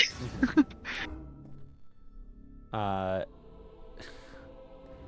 made a comment on it when I saw a small channel of close friends jokingly. I'm gonna call this the deepfake award ceremony, pre-recorded. This speed isn't humanly possible.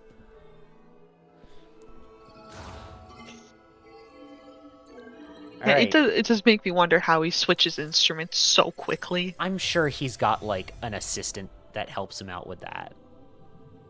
Like, he has to, right? Maybe? Well, I know with the ocarina he was wearing it, and I Yeah. think he just has the other instruments on stands, like Mhm. surrounding him. Oh, here we go. The memory fruit. Oh yeah, he worked with Hans Zimmer on Dune. Nice.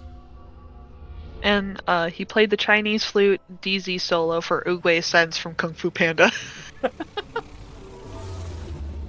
Hell Simply yeah. incredible. Oh my god.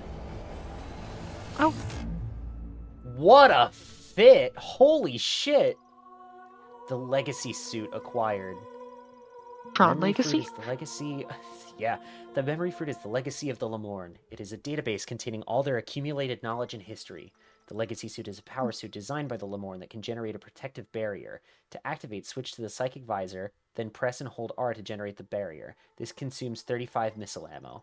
The barrier's power and Yeah. duration are limited. Its energy will deplete faster as it absorbs attacks. The barrier damages enemies that touch it. Okay, cool. What a fit! Hang on, I gotta. Oh. Cool.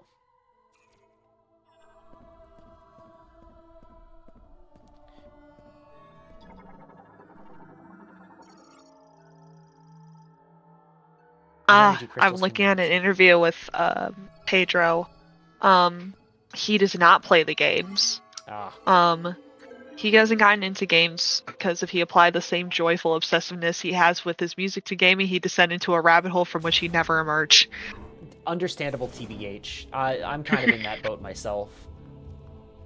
Yeah. However, over the years of performing video games, there are games that stand out. Horizon is incredible, Xenoblade's fantastic, and Genshin Impact. Yo, my man loves Xenoblade. Let's go.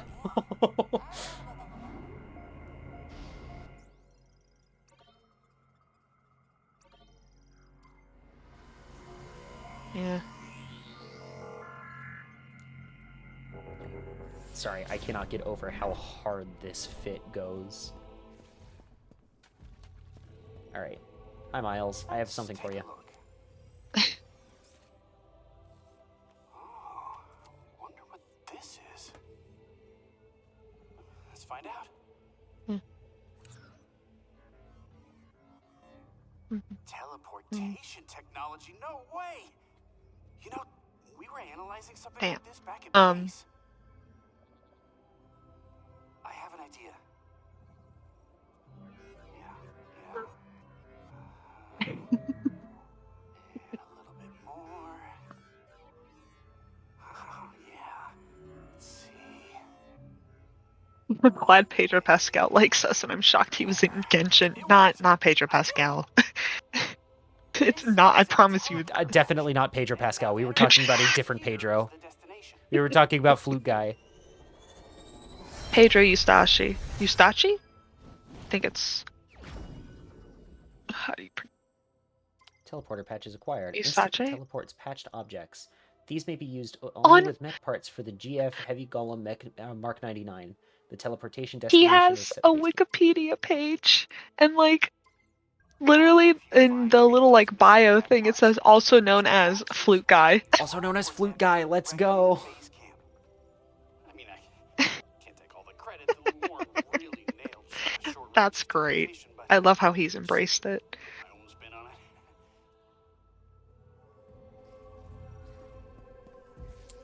Yeah. Oh yeah, he did work. Yeah, he worked with Hans Zimmer for Pirates of the Caribbean at World's End.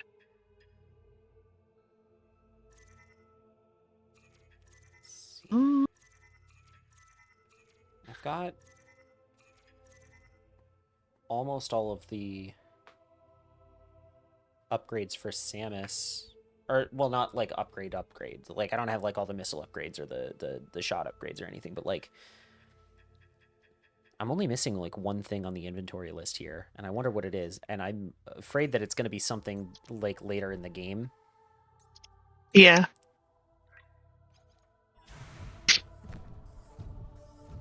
I should probably call it here, though. It's already getting close to midnight. Yeah, I'm about to head off as well. All right. Well, I will save my game here.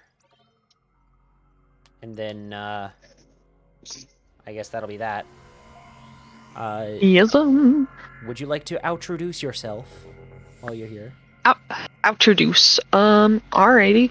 My name is See the Fish, also known as Colleen. You can also call me just Fish. I am not a content creator on the web yet. I'm hopefully planning for it. Hey, yeah.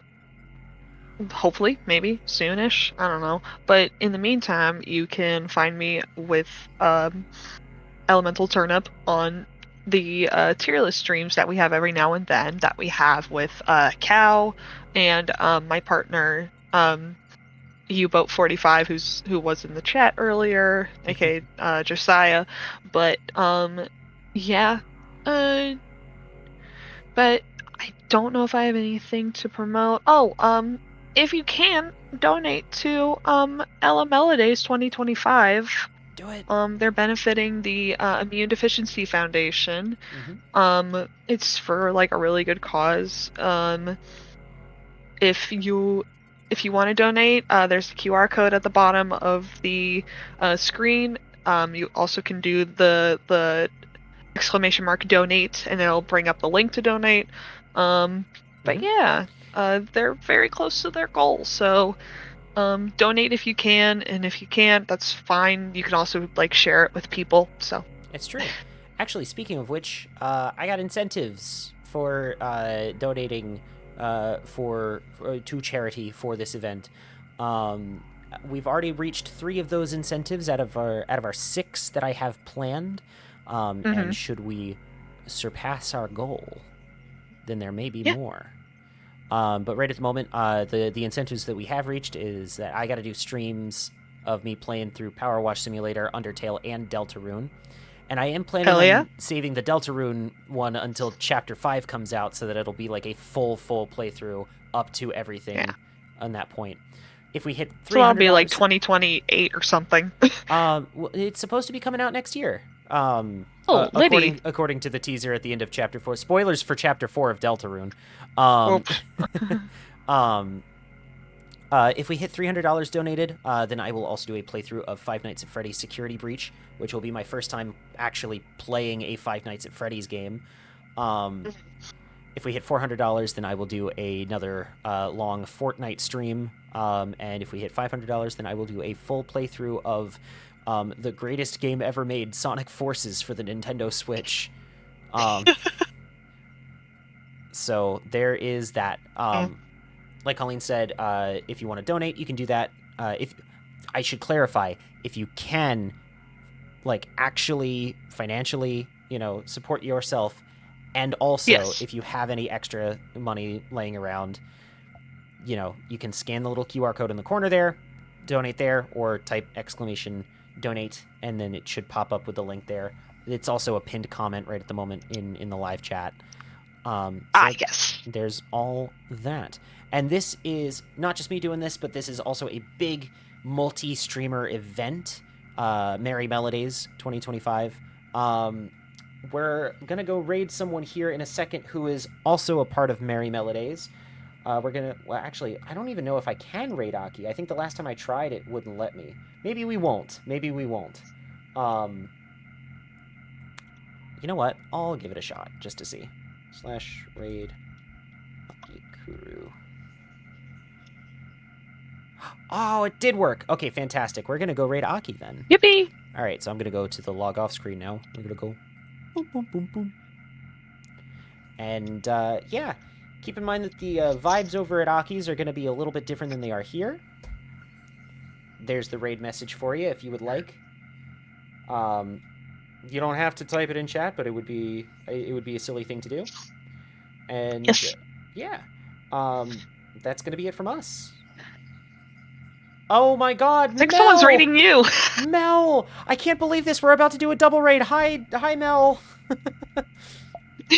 I'm gonna shout you out really quickly, and then we're gonna go raid someone else. Yeah. Insane timing. Whoop. All right, we are actually in the middle of being about to go raid Aki, so raid train.